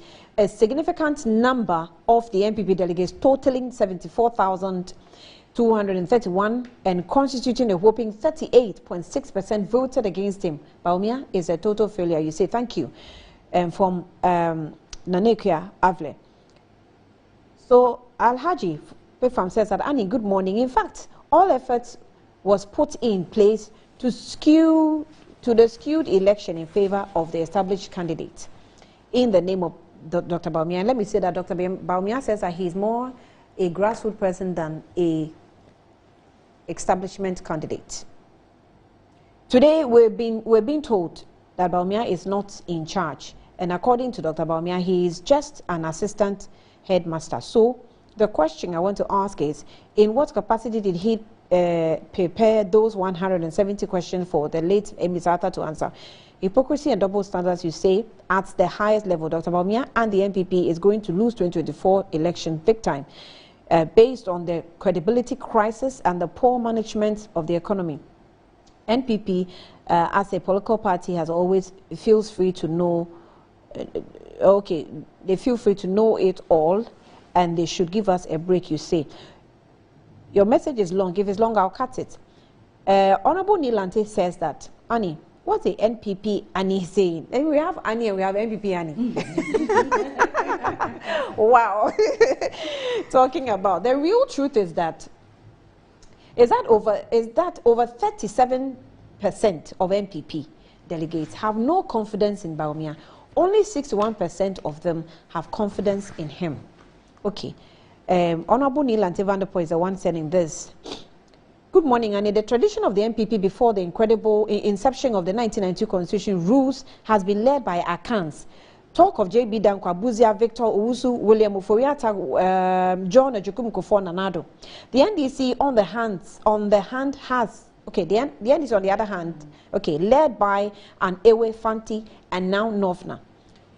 This should tell us the difference in ethnic diversity when it comes to two political parties. David Edutama West constituency sent that in. Please extend my greetings to Mago. I think he's heard that. Ambassador Sampiali says that, poor MPP, you conveniently correct your own deliberate actions and conduct, and you say you have made history. Who asked you to brand your party an account party in the first place? I don't know if that's what they did. But on the passing of Dr. Bawumia, on the front page of Daily Graphic, it says, Bawumia, I have my own vision. Co-contestants pledge support. Bawumia says he has his own vision. On the front page of the New Crusading Guide, Bawumia breaks the Akan party jinx. Silences Moto Mouth with over 61% victory. And then the Ghanaian publisher says, I have my own vision and priorities. Bawumia. The Herald says, Kennedy Japan earns bargaining power at Bawumia's dinner table. No, not this one. Okay, this is what I want. Bawumia signals his independence from Akufo-Addo. Remember the statement he made, right? I have my own vision and priority. And then the Inquisitor says, okay, the Inquisitor didn't capture Bawumia's headline. There's another one that I actually wanted to add. But let's go to Dr. Bawumia himself, now the flag bearer. And so it's clear when you now do the debate, you know who you are dealing with, right? So, Anne, this time, let me start from Mago. Mago, are you okay for me to start with you? Okay, so Mago, I know that you have been on Dr. Bawumia for a while as an opposition party and as vice president, as head of the economic management team. And I always say, which is conventional, not constitutional, right? But clearly, from Dr. Bawumia's own statements, I'm not sure where or what exactly he was doing as vice president. I can understand that vice president will take cues from the president. I can understand that he can take over as president of the party when the president travels or is, not available to execute his duties. But I can also appreciate the fact that he is placed on certain key areas as vice president, to rule the country. And one of the key areas that has been topical, which of course was his trump card coming into government, was the economy. Yeah. Right. So how did you interpret all these comments coming from Dr. Bawumia? He's made those comments actually before this election, went underway. Yes, he had a new vision and all that. We had all those comments, and he's repeated them. So it looks like it's like I said it, but you put it in here. I'm saying it again, that I have my own vision and I have my own, you know, dreams. I'm going to take Ghana into a different, something like that. Thank you. And I know there are a lot of comments coming in. And once again, you know, I think the MPP gave Dr. Baumia or Alaji Baumia a message. That was on Saturday. You could realize that Mr. Kennedy Ejapon had the popular votes, the real people, their votes. Then likely Mr. Alaji Baumia had the executives, maybe the legislature, the appointees and all that, who are not really in the heat, but for the sake of the party and all that, they have to go for him. But Annie, my worry, as I said, that when I heard him speak, I heard him say he had his own vision. I sat down quietly, and it was a lengthy speech, but I took my time. Yeah, it was quite lengthy. Very lengthy. I took my time and listened to him. And I was sorry, and I felt so sorry. Annie, on Saturday, my siblings came to visit me. So we were all watching. We started around, I think, 1 p.m. So by 2, I mean, I mean, almost, I think in the morning, the predictions, the Cowboys, the Samioku, I think there were other posters that they did themselves because I didn't know where they were constant. Even Mr. Benefsin predicted 75. Yeah. So at least to show some solidarity or to say that we believe in you, they should have even given him the 75% at least. And even on the very day, they said that anything below 80% is not a proper poll. And I think they were referring to the other poster who predicted that he was going to get between 50, I think 54 or 50 something, in between, plus or minus. I think there was a poster, something. Oh, there was another poster that predicted 50. Global Info Analytics. Yes. So I think they were even rubbishing his. Yes, the Global Info Analytics, yes, I think predicted around 50. He was very right. I mean, I can plus or confirm minus. Yes, he did a very good job. And the MPP campaign coordinator of Alaji Baumia, Sami Oku, rubbished that poster and said they won't get anything less than between 75 to 80%. Probably they were following Mr. Benefsin. Annie, I'm telling you what happened on Saturday. I told you that I had visited, my siblings came around and we were all watching these things together. So my kid sister was like, you should go and bring your exam papers, your midterm exam is over. She had packed them and she went and gave it to him. So we were all at the table looking at the papers. And you know, as kids, Annie, the 99s and the 98s were on top. She hid the 79 in a certain paper that she didn't want us to see. And my kid sister, knowing in Shabari, she was like, where is your Ghanaian language paper? Which one? What are her exam papers? The scores. The score. Oh, okay. So Akos was like, where is your Ghanaian language paper? Because that is where we are all paying attention to, because we know that's a weakness. Annie, she hid the score, the paper, somewhere that we couldn't see. And you know the score? 79. And we were even worried, asking her why she got 79. Insha has hidden a 79 score. Oh, and at the end of the day, 79 score, 79%. 79% score. To at the end of the day, a political competition contest. At the end of the day, we hear Dr. Baumia got 61%, and he was dancing. Did you see him raising his hands and saying "Kukrudu"? Nobody was even responding, and Samira was so excited. I mean, that was where I got sad. To be very honest, I have never felt that way for Alaji Baumia before. Because even if children are getting 79, they are hiding it, they feel they have failed, and they have to ask questions. You go into an election like this with all the favors, everything, and you come out with 61%. And in your speech, when your predecessor, the person you are going to succeed, told us that he has done his possible best to make you a flag bearer, and that he's going to use all his might and everything he's got to make you a president against the NDC. Then you come to read this to us and you tell us you have a mind you have your own mind. And is that not an insult to us again? Why do we allow presidential candidates choose running mates? And we allow them to choose running mates to complement them. That is why the running mate thing is very important in any political party. I know Dr. Baumia's, just after Saturday, people have started lobbying him for running mates. Apparently, most of his people, party people, even said he's promised about 17 people. Oh, Matthew Poko Pempe has come up. I mean, I've seen flyers flying around. Why is it important? I'm not sure how credible that is. Annie, I have faulted Mr. Ekufuadu. I have gone after him all the time. But one thing that I will give to him, and everybody knows I have been consistent on that, throughout Mr. Ekufuadu's campaign, he never mentioned that he was an economic expert. Mr. Ekufuadu never told Ghanaians that he had knowledge in economics where he's going to turn the fortunes around.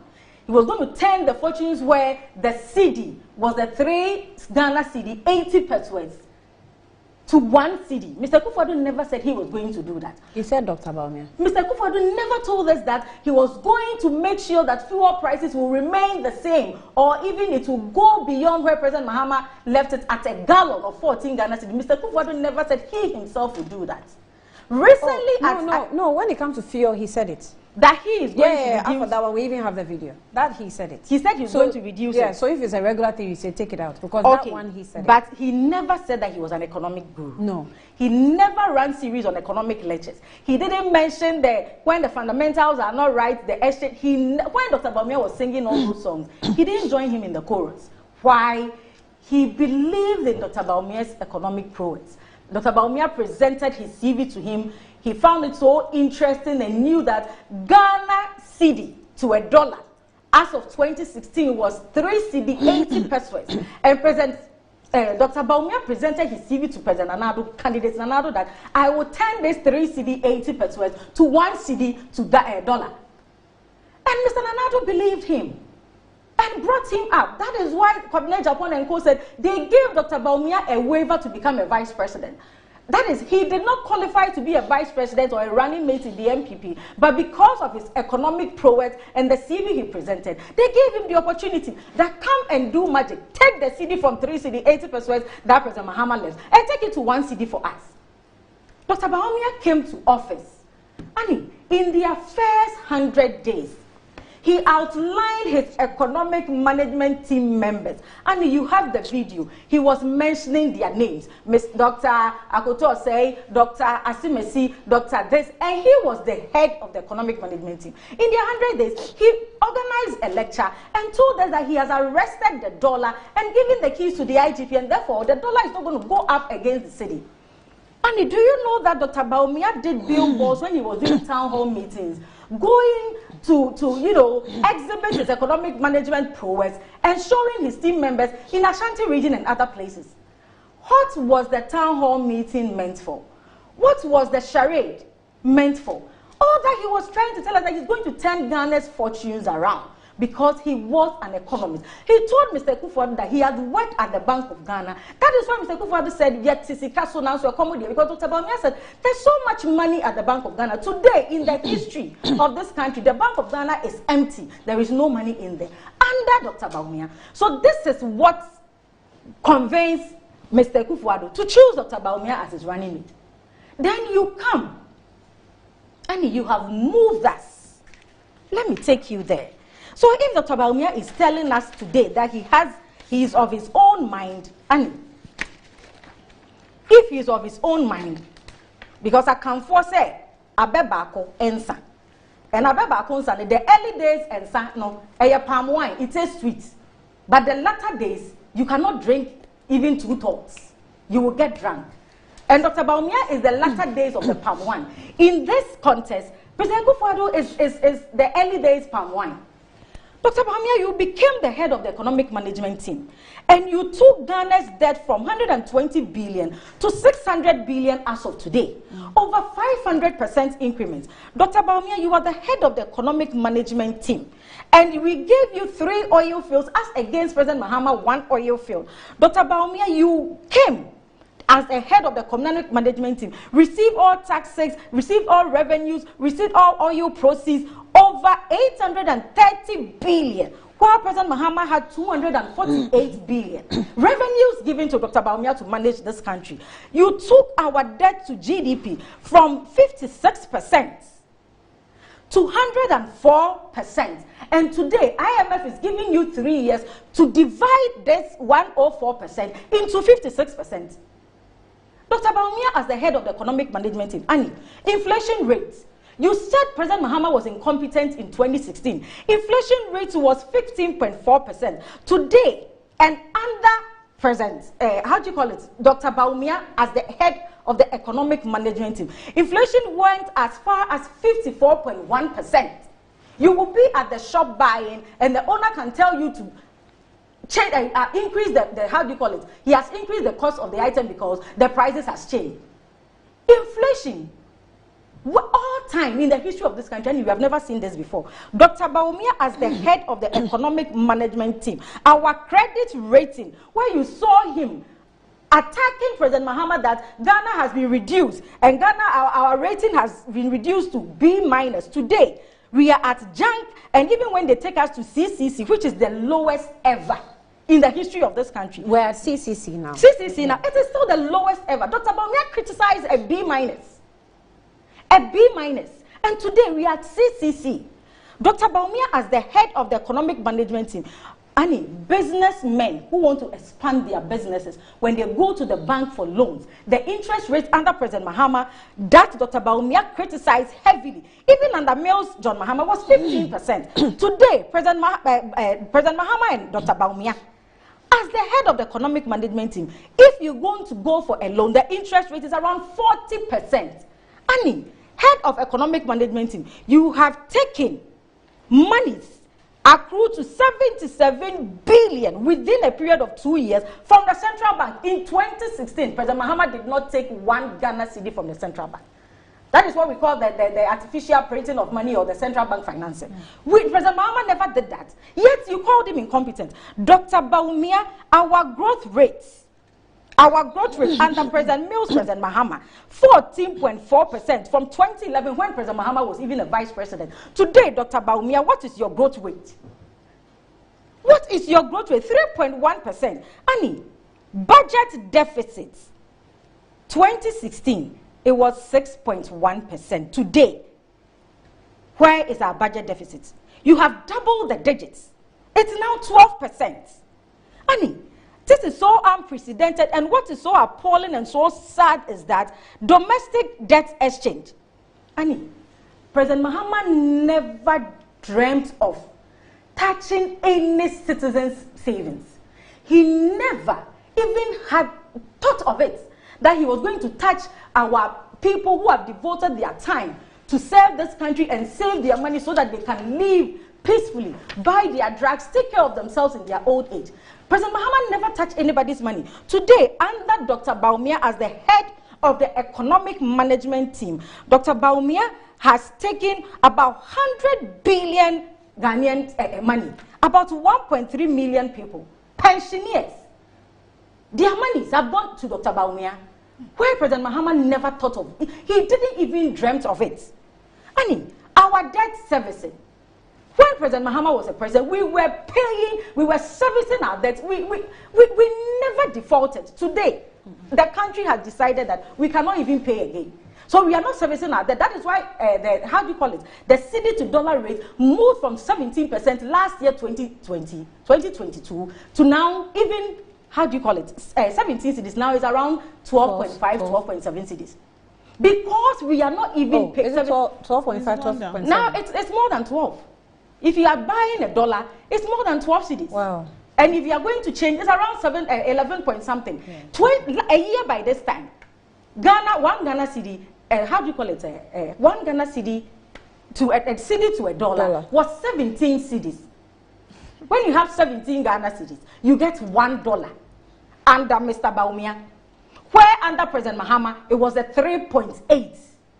When you have 3 cedi, 80 pesos, you get $1. Under Mr. Baumia, as the head of the economic management team, you need 17 Ghana cedis to get $1. And because the country has decided that we don't have money to service our debt, we cannot get dollars to go and pay our debt, we are bankrupt.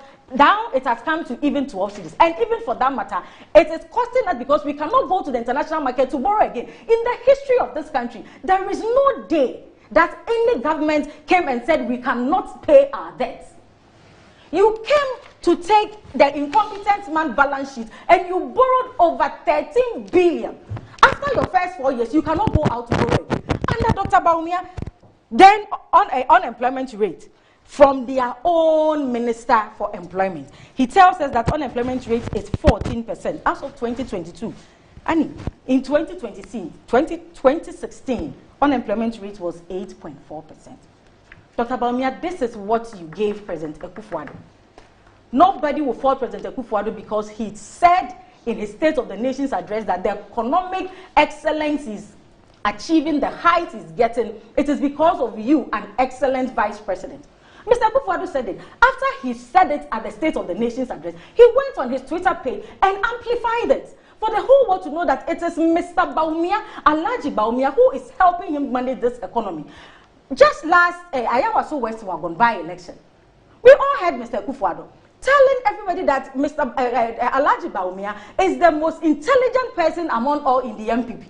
That is why it comes to buttress the point that Mr. Baumia is the establishment candidate or the system candidate, as Alan Chermanti and Co. alluded to it. He said Mr. Baumia is the most intelligent person in the MPP, and that all the wisdom in the MPP is given to Mr. Baumia. And this is where you have brought us. Annie, the point of the matter is that precision, like Kukubaku will say.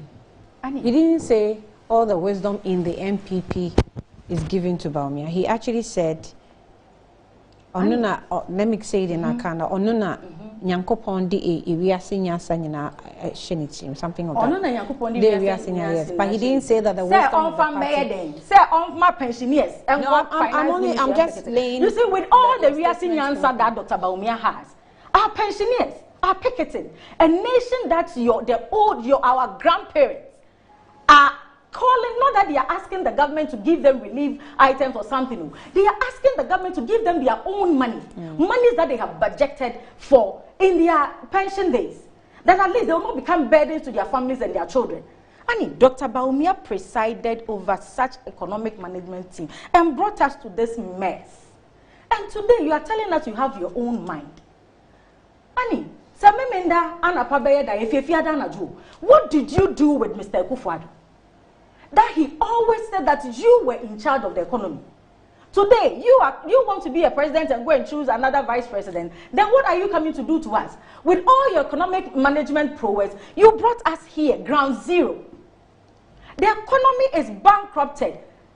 In the history of my 30 few years on earth, I have never heard the Bank of Ghana had run losses before. Now the Bank of Ghana the building is just there, there's no money in it. I have never heard our grandparents go to government and tell them that give us our own money. I have never heard it in my few years on earth. And in my adult years on earth, I have never seen inflation going as far as 54%. You are in a shop buying water. If they tell you it's 15 cedis, the next moment they tell you it's 19 cedis. Under Dr. Baumia. So what new ideas has he got? And Dr. Baumia, if he had anything good to offer, a man that he claims gave him the privilege above everybody, President Nana thought that there was no wise person in the MPP, and Dr. Baumia was the best, gave him a waiver, made him a running mate, followed him throughout, gave him the opportunities that others didn't have, even Allah and Co. That is why they appealed. Did all this for you.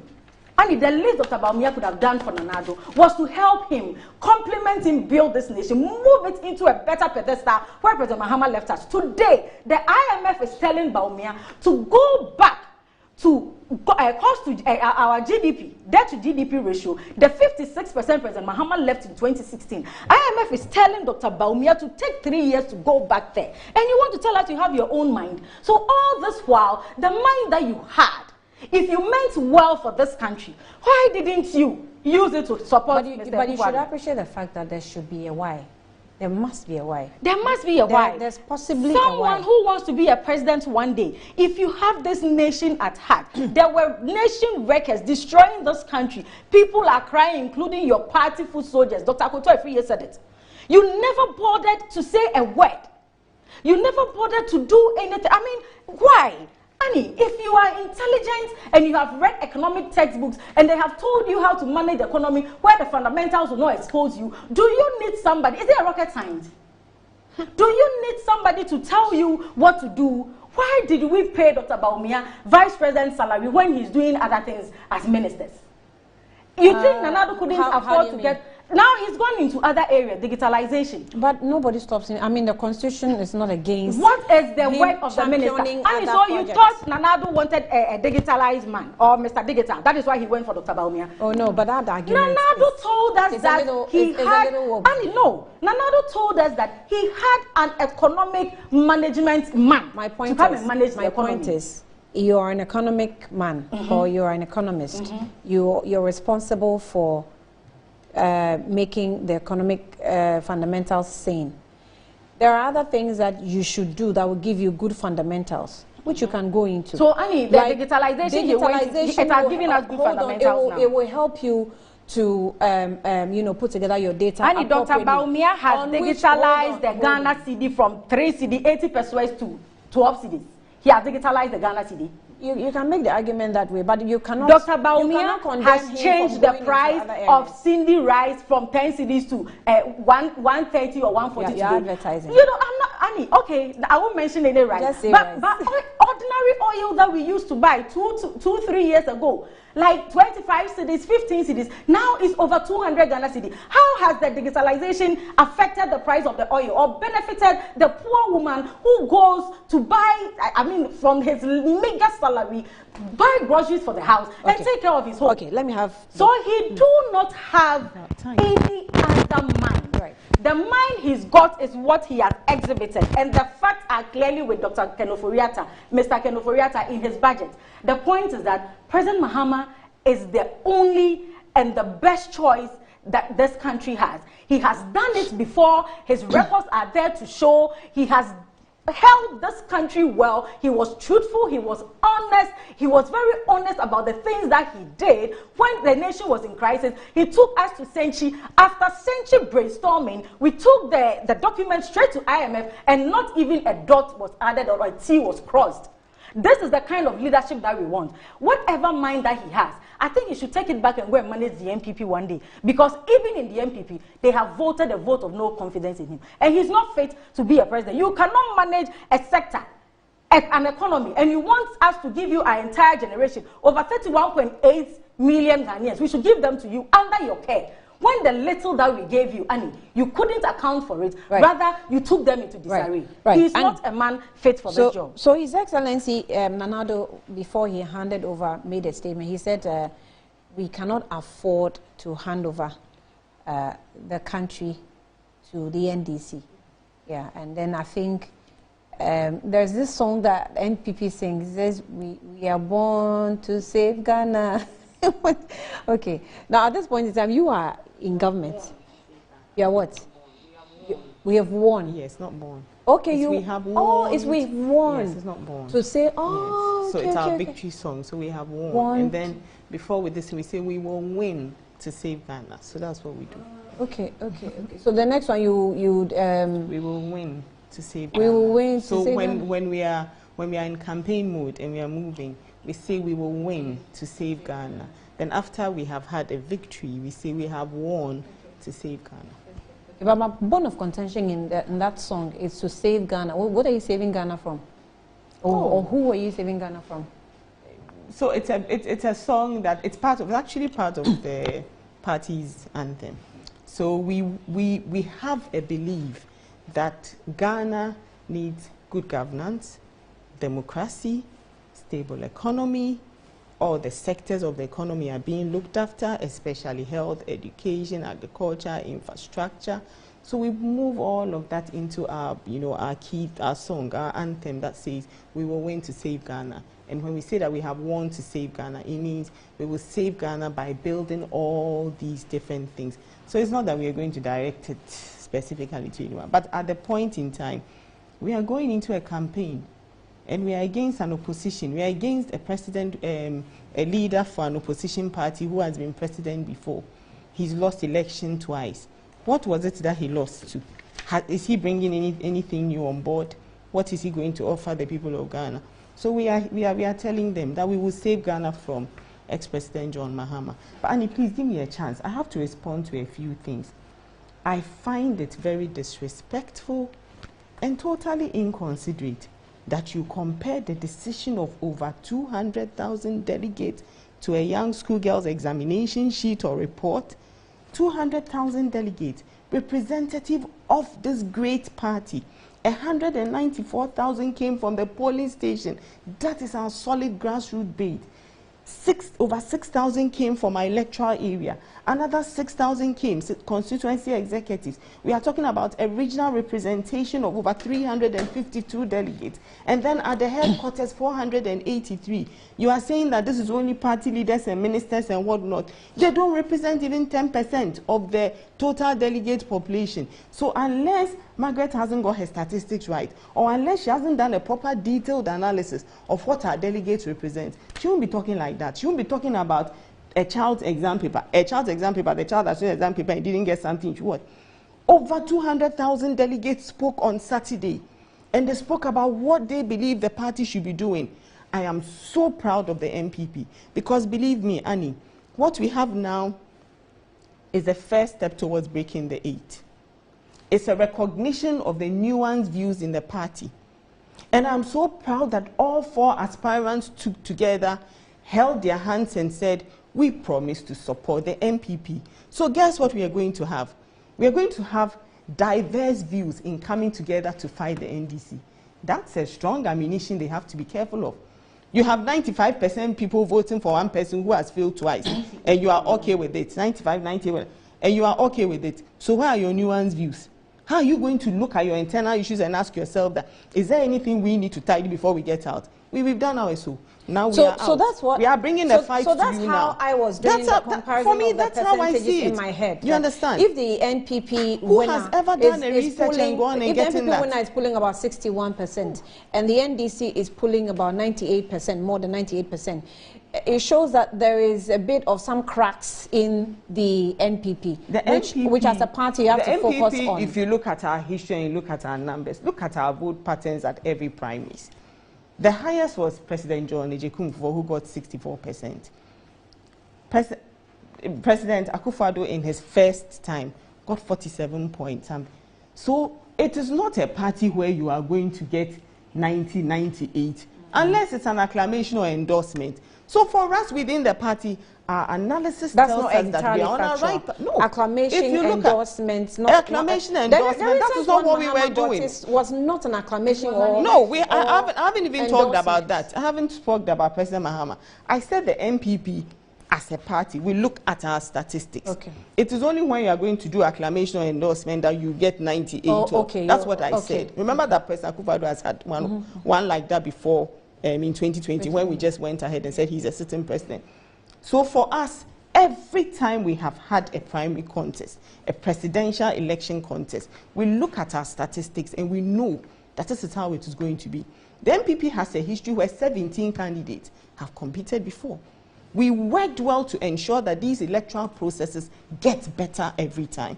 Went for electoral college in August, before we've had this final primaries. Look at the number of times we've put out our presidential guidelines, we've engaged the aspirants, we've had all of this. You can never compare this to a school child going on national TV and say that a school child getting said, no, please. I think that should be erased.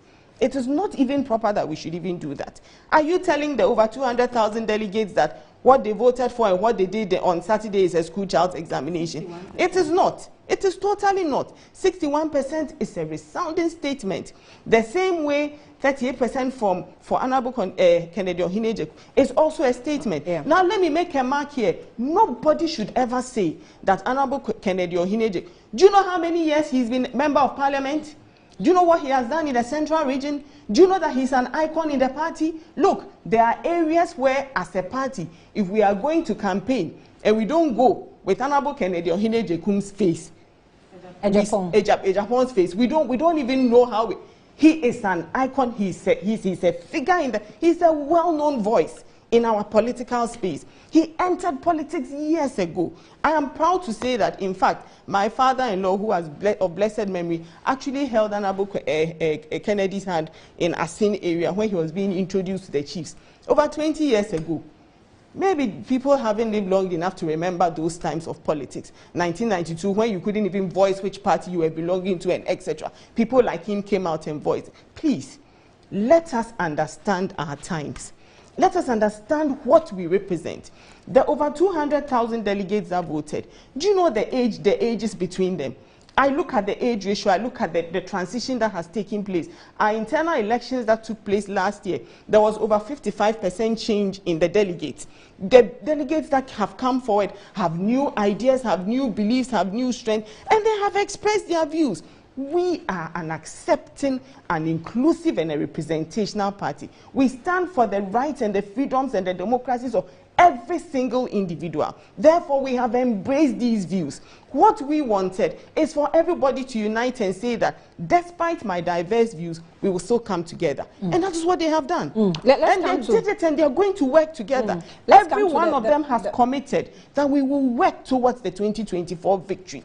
How do you work towards a 2024 victory? You work towards it by making sure that your nuances, the diverse views, and the issues are being incorporated for you going forward. We have over a year, or maybe a year, I would say a year, because I don't count next year, December, as part of it. For us to go forward with this, what were the delegates that supported Honorable Kennedy?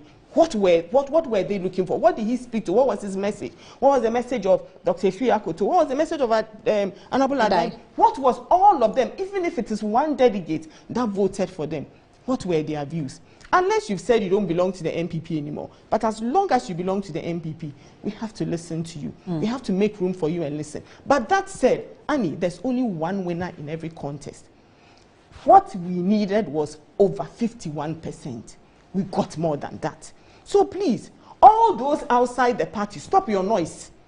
Leave us who are within the party, who know what we were looking for, what our aims and our objectives were, what we wanted to get from this presidential election. We are happy, we are satisfied. For me, the number one priority was let it be peaceful. Let it be done peaceful, successful. Let that victory be one which we can all speak to. And it did. 61% is a resounding victory in the eyes of the party. Let the naysayers say what they want to say.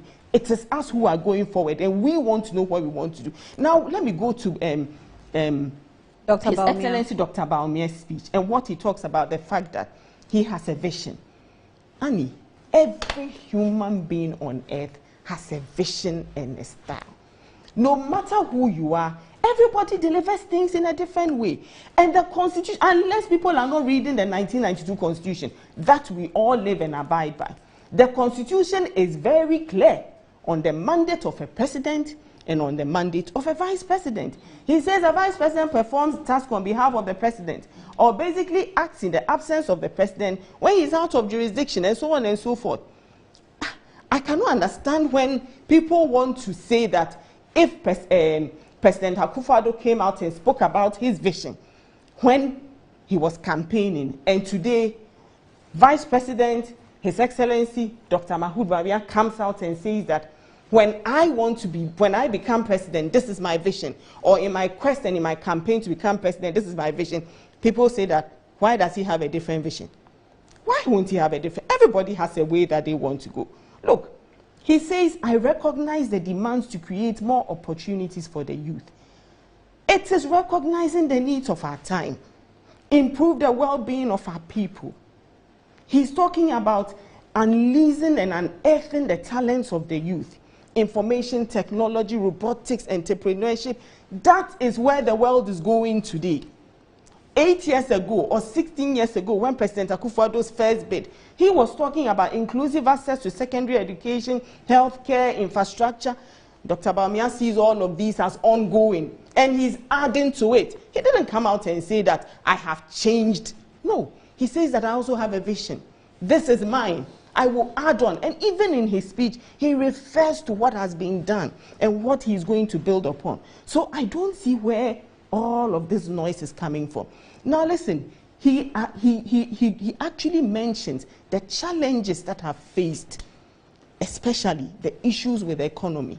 Now, the issues with the economy, and I think I've sat on this this platform and I've spoken day in and day out, and I've begged the good people of Ghana that this is not a purely MPP administrative thing. Please, look at what happened to world economies. You see, sometimes we easily forget, but the kind of structures which we inherited, the kind of systems which are in place, you can't change them overnight. It takes a while. Eventually, you'll be able to change it. Honey, one of the biggest challenges facing us as a nation is the leakages that we have in our system. And for me, that's why I would always say that His Excellency Dr. Mahmoud Bawumia has done well. Digitization is a solution where we are all able to have a specific tax identification number. Then we can see how we have improved in our tax systems and our tax payments. We are talking about property systems so that we can pay property taxes. And we need to all understand that these moves are what we need. Entrepreneurship drive, you know, asking people that when are we going to move forward? Let's talk about mobile money, interoperability, and all of these things. And it all comes with technological advancement and drive. This has been a hard-working vice president. He hasn't even stuck to the constitutional mind. He's come out, because that mandate was there. He's come out. Everything that the president gave to him, His Excellency Nana Akufo-Addo gave to him, Dr. Bawumia has done it and even done more. So please, let us call a spade a spade. The economic issues are there. They are facing us. It is changing. What's it changing? She said it herself. Last year by now, you were talking about 17 cedis for $1. Today we are talking about what? 12. And it will get better. It will get better. Now we tend to forget what caused all of that. But the external forces had a contribution. Unfortunately, we are living in a country, unfortunately for us, no, let's talk about the fundamentals. We are unfortunately for us, we live in a country where we were spending over 65% of our revenue on incomes, that kind of expenditure. What did you have left for development? The borrowing, it is not that anybody wants to get up and go and borrow.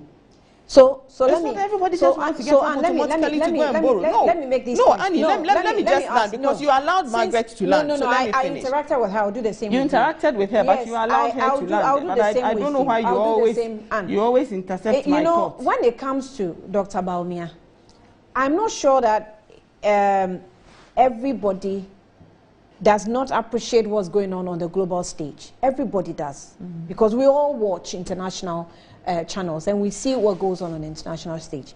But Dr. Bawumia's statements prior to election 2016 is what is tying his neck to the questions that are being posed to him today. He did comparison of nations in Africa to Ghana in those days. He also talked about, I remember when Nanado also said, oh, in 100 days, I will make Accra the cleanest city of Africa. Do you understand? Some of these comments you yourself you make, I mean, we will ask you to wait because they are comments you made to win election, to convince people that when you come into office, in the first 100 days, you can do this. And he posed questions of in the first 170, I'm trying to lay a foundation. But why Dr. Bawumia has a responsibility of responding to some of the questions he directly spoke to. Annie, as far as the economy is concerned. And from 2017 to 2020, the things that Dr. Bawumia spoke to, we saw the results.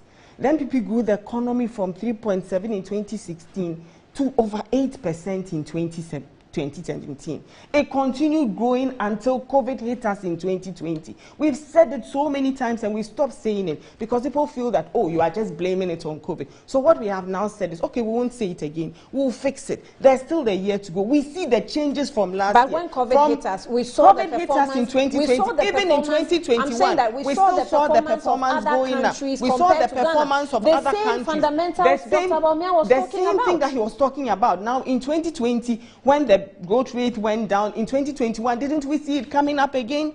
And then in 2022, we were hit again. You see, unfortunately for us, we get hit by the very things that affect our economy the most. Fuel. High increase in crude prices. It always hits us hardest. Annie, there are I'm saying that it doesn't hit Ghana alone. It doesn't hit us alone. But so compare all the African countries at the lowest at the time in Africa. So at the time that it happens, when you compare across African countries, how many of us have gone to IMF, Annie? Yes, that's the reality of it. That's the reality of it. Look, I have sat here. We've talked, my colleague talked about the fact that Dr. Bawumia has taken us to IMF and I said, look at the externalities and how we arrived at IMF. We last year, I think it was in June, I sat here and we discussed the issues about why we have to face it. But those the who IMF didn't go to becomes IMF, an why did alternative. they go to IMF? They didn't go Those to IMF, so if they have a more resilient economy or they have structures that they have put in place. They have managed well. No, let's be careful. It's not everyone that... Look, I started on this same platform once, and you asked me a question about issues on Burkina Faso and, all the issues, the crisis and etc. And I said, would we have preferred that we avoid IMF and we end up like one of them? Economic issues are very touchy. Unfortunately for us, by the time it hits, it actually destroys a lot of things. It actually hits across a lot of things. When we talk about depreciation, and let's just be honest about depreciation rate. Before COVID, the highest depreciation that we experienced under ex-president John Mahama, 31.3% in 2014. Today, as we are talking, we have continued. Depreciation against the dollar, the highest has been 12.9 in 2019, before 2020. After 2020 is where we saw the thing shooting up. Now it is being worked upon. How would we have gone from 17 to 12.5 if nothing is being done about it? So by now we should be seeing it going up. Go check countries like South Africa. It's not coming down, it is still going up. So at the end of the day, let's also see where the issues are being fixed. That it was fixed before 2020. Then came this double whammy. Here came COVID. Then came the war. So even when you are trying to move things into a more stable direction, it still hits. Then you have to go and address. Today we are close to the external market. We have to talk about making sure that our own domestic revenue. And that's what has led us to all this debt exchange and things. And look, nobody says that the MPP is not sensitive or this administration is not sensitive. No. At every speech, at every issue, we call out to Ghanaians and say, we understand what is happening, but let us fix it. Let us recognize these issues that are still there, that still fight us. The leakages in our system, we ourselves as responsible Ghanaians, what are we doing to make sure that these leakages stop? Nana Akufo-Addo cannot go and tell you that don't put your water meter, don't do illegal connection and etc. But Annie, that is the reality of it. These are the leakages that face us consistently. At the same time, too, he cannot say that because there's over how many people causing leakages in the system in water and electricity, I'm going to turn all of it off. No, the government still has to circumvent all of these. And what do you think it has taken to keep the lights on? So let us also call a spade and say, let us be realistic. Dr. Bawumia did not promise streets laced of gold. He said we will fix it, and they fixed it. And he keeps saying that we'll continue fixing it. In his speech, he's recognized the needs. He's recognized the issues. He even assuaded to the challenges, economic challenges that have hit us. He says, I'm well aware of it, and we are going to fix it. We have time. Given this time, we will fix it, Annie. I will come back here and I know I'll sit on this platform and I'll talk to you about how we consistently are fixing the issues. I don't see this thing as a gloomy situation. No. Right. The challenges we have recognized, they are there, Annie. We feel it day to day. But that does not take us back to what we were going through in 2016. No, we don't want to go back there. We will fix it. The IMF has told the country... Just 1 minute, is my time is up. Debt to GDP ratio, which is 56%. The IMF is asking the government to go there. So it is not them. It is how the economy has been mismanaged. And I don't know why this analogy is making us so unnerving. I mean, I'm talking about percentages. I'm rather worried about how you make the Methuselahs in MPP comparisons about using it is not the Methuselahs my focus is on. It's on the candidate who has failed. No, the candidate hasn't failed. 61% is total rejection, coupled with all the things that came with it. 61% is total rejection. Delegates, over 200,000 delegates. 61% is a failure. If Betuseles voted for Dr. Bawumia, so what? It is not them. The focus is your candidate. He is not popular in your party. The NDC has a problem with our candidate. I don't know why. But you why. should be happy with that, no? What is your problem with him? We are developing democracy. And my point is that even if he's gotten 90% or whatever, the fact is, MPP delegates that went to the polls, they are Ghanaians. They are suffering.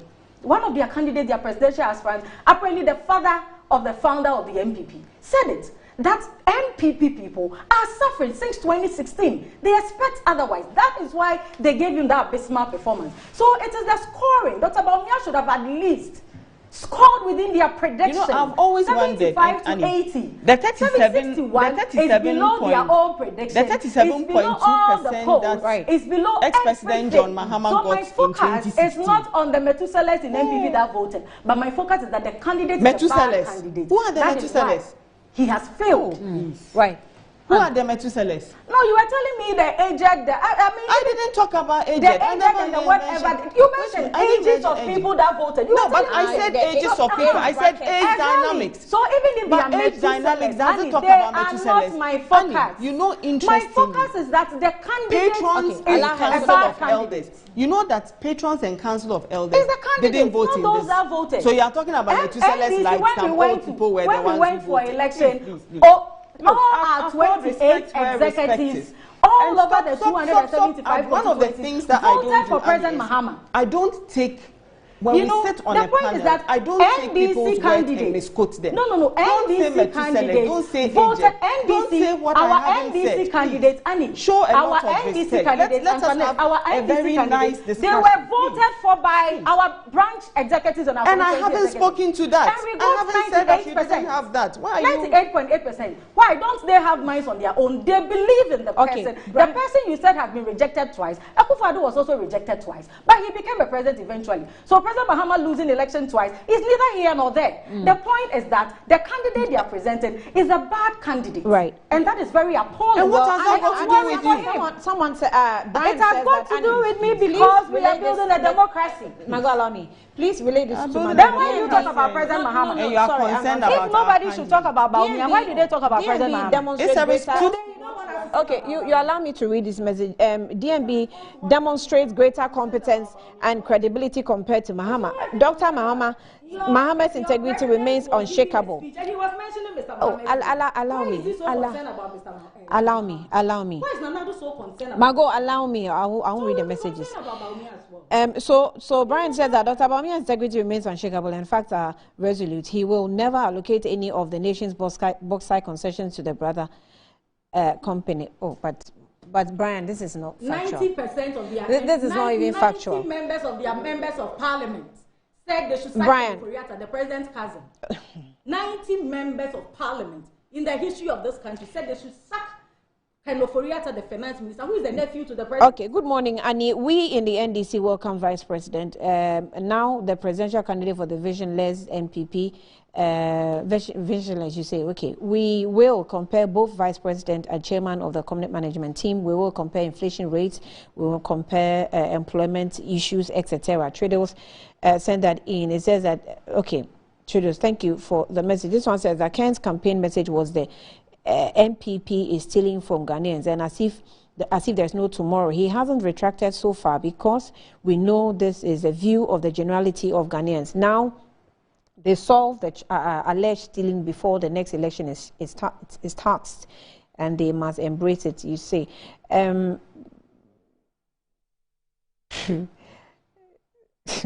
Why is Margot crying more than the bereaved? The biophobia is strong. No, this is did you hear President Lara too. So Kofi Amiel, I'm sorry. I'm sorry. Kofi Amiel says that, Annie, please allow Dr. Flo. I'm taking notes. Kofi, good morning from US. Okay, Annie, this election will be like Horoya and Jesus. Hey, who is Horia? Contesting for the position in Jerusalem. Okay, allow me. So Bawumia is saying that his own vision does not mean. Bawumia is saying his own vision does not mean that all the while he is sabotaging the president. Is a question, because what vision has he have without impact on this government. Ismail Ahoira Ali Nima sent this in. I'm really wondering, this vision thing is very debatable, you know. And it kindly multiply 400 cities by 203,000 for me. It is over 81 million cedis. It is over $7 million. That was the basic amount of money spent by Bawumia. I have not included the fees for agents and other logistics. Meanwhile, the Renal Department of Kolebu cannot pay for 4.1 million Ghana cedis. Well, the Renal Department says that I think we're expecting them to open today. I'm not sure if the payment will be made, but we'll follow up, and Metro News will bring you the details. Meanwhile, all that you have made, there are still allegations, even though we saw delegates on TV declaring how much they were taking from the candidates, but they still remain allegations for now. But they are very serious allegations that probably we'll have to look into. Sir Obama, good morning. He says, how is 61.4% marginal win? Nana Ikuya Avle and NDC obsession about Dr. Bawumia's victory is obvious. They are sacred about the imminent defeat that awaits their perennial flag bearer in 2024, who in their right senses will even compare JM acclamation to the fiercely contested election by Dr. Bawumia when acclamation went through on Saturday. People must get serious, and it was not an acclamation. I will sit here and say it, please, factually, it was not. So Obama, precision, was not an acclamation. All right, so he says their account tag is dead, you see. All right, let me take a break. Panelists, I'm grateful, but let me take a break. I'll be back shortly.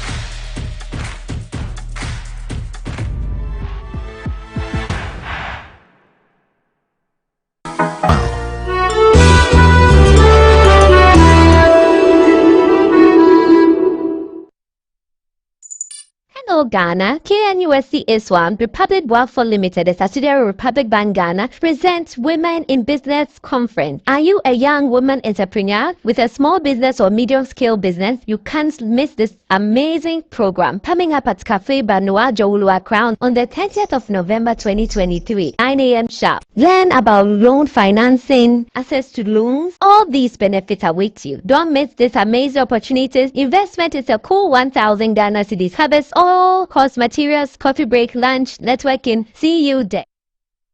My son, there's more blessing in giving than receiving. When you fear for you and couple the makers in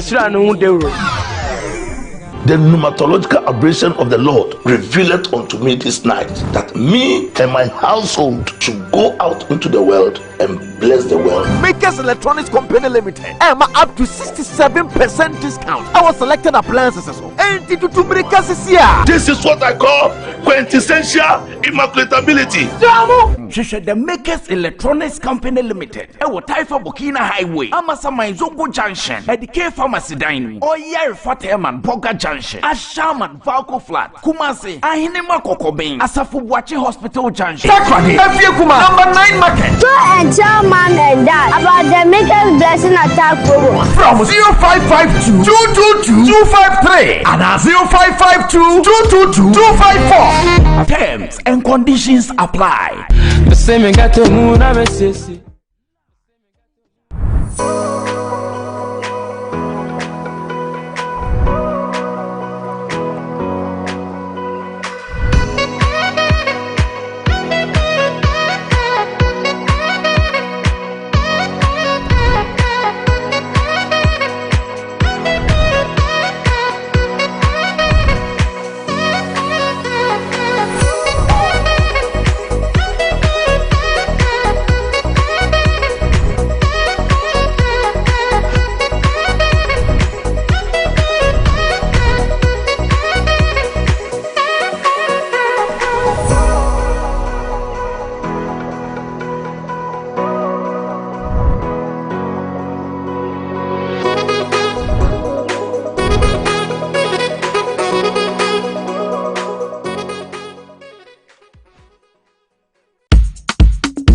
The exhibition of the voters register 2023 is here with us now.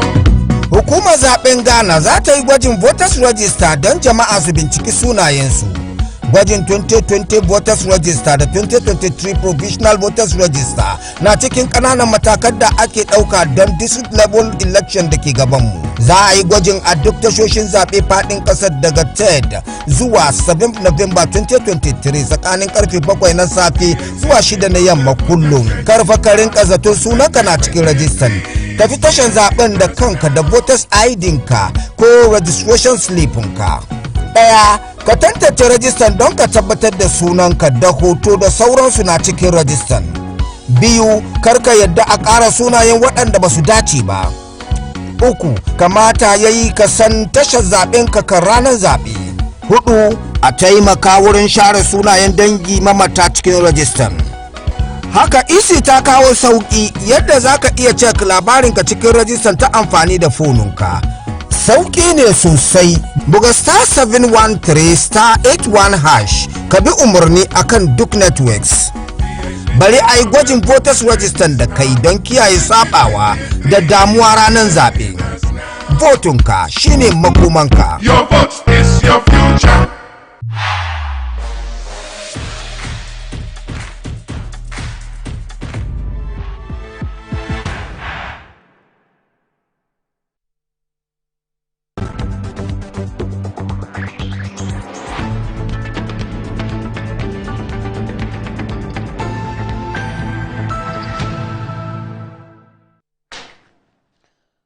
Welcome back to the program. It's Good Morning Ghana, and let me just quickly do this one where my sister is waiting. Wait, I'm coming, okay?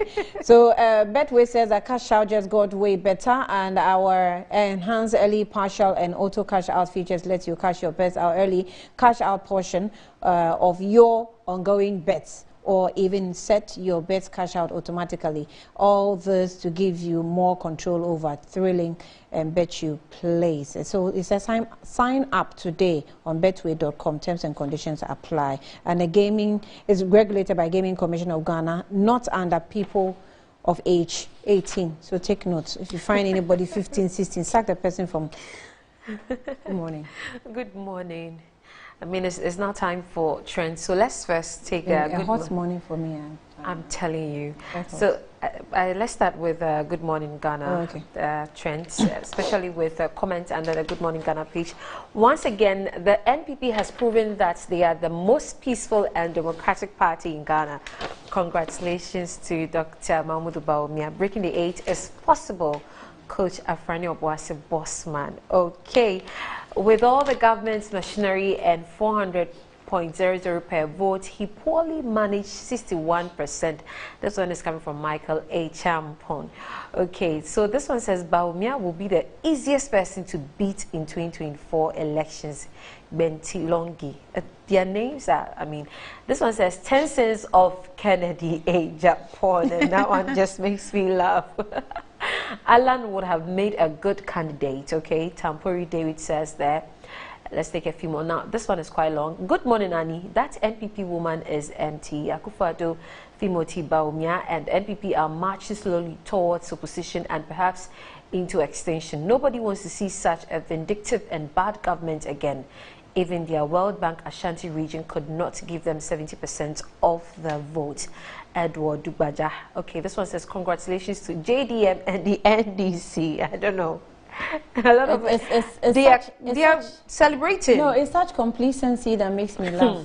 Spoiled and expired goods like Bawumia is parading as presidential candidate. Interesting times are ahead. JCK PISA General says so.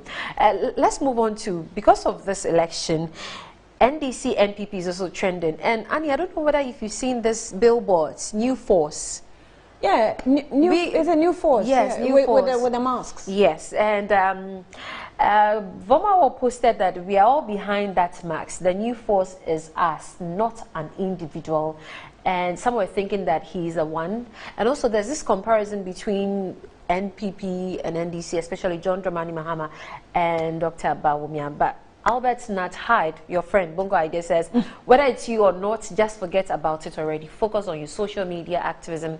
third force won't work currently in Ghana's politics. You will be wasting time and energy. This one says, tap in merchants. I'll continue to pity the youth. You always make them walk around the street. Some were thinking I was Vomawo. And this one says, in Ghana, the NPP and NDC are the major parties, but their static voter bases can't guarantee victory in a presidential election. The key lies in appealing to floating voters who make decisions based on competence, character, and policies. The social worker says this. Now, this one is comparing Dr. Bawumia and Mahama. It says, comparing a president to a vice president, comparing a non-pandemic economy to a pandemic economy. You can compare the non-pandemic years of NPP and NDC. The difference will speak for itself. Now, this one there, I mean, I was thinking it was Cheddar. Who need a better leader like this man behind the marks to save us from NPP and NDC? Leadership for the next generation. A lot of people think it's Cheddar. He looks like him. And how does he look like him? No, look at this one. How does he look like him? See, is it the features of the shoulders, the jawline? The jawline. That's not true. Okay, so guys, now that Kennedy didn't win the flag bearer, intentionally making that mistake, are we all coming to support the new force? Because we have seen Mahama and Bawumia performances. Is this the best time to clear NPP and NDC out, as we've been saying as always? But you see, the surprise pulled by Kennedy Japan is the same. A third force can be pulled depending on how the people's thinking is. True. So there are people who have thought decades ago that there's never going to be a third force. In fact, it's really not practical even in a lot of political parties across the world.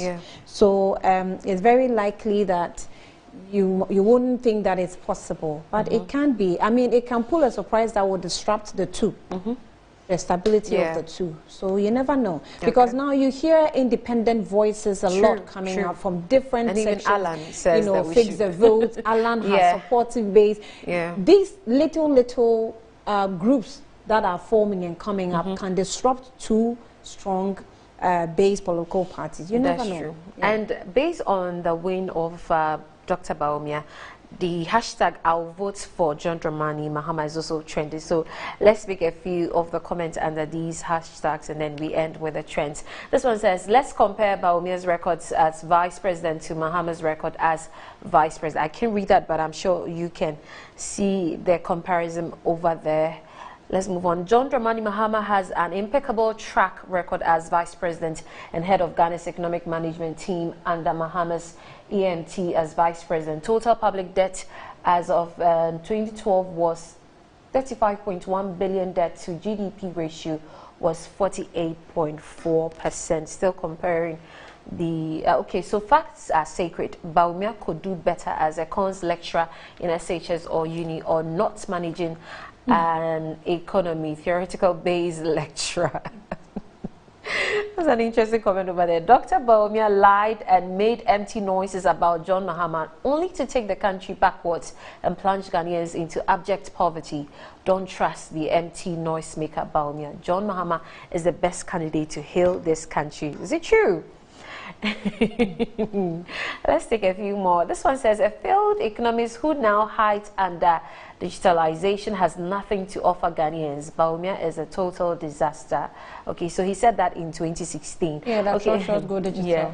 And this one says, Bawumia is a complete joke. I repeat, Bawumia is a joke. Let him tell us where the 570 dams they build is located. Okay, we have experienced his brain and it has been the worst since the inception of our independence. So now the question is, what is he bringing differently? Bawumia can never be president. Ghanaians are woke and discerning. This one says, I need Bawumia's brain. That is what President Akufo-Addo said, that he needs. They said the same thing about President Akufo-Addo. Can never be president, right? Yes. I mean, that statement, they said it. So yeah, I get where you're saying the complacency. We should, I think that the NDC shouldn't jubilate. They should work hard, because it might look like the public is in your favor, the votes are in your favor, but anything can happen. Public opinion. Yeah, public opinion. Anything can happen. So they need to work. I'm telling you, fair delegate. But honey, that's it for the, trends today. Right. I thank you. I'm grateful for your time, and I'm also grateful for the viewers as well. I'll meet you again on Good Afternoon Ghana later today at 2 p.m. But also know that Good Morning Ghana will be back tomorrow for continuous analysis of what's going on in Ghana. Thanks for watching. Good morning.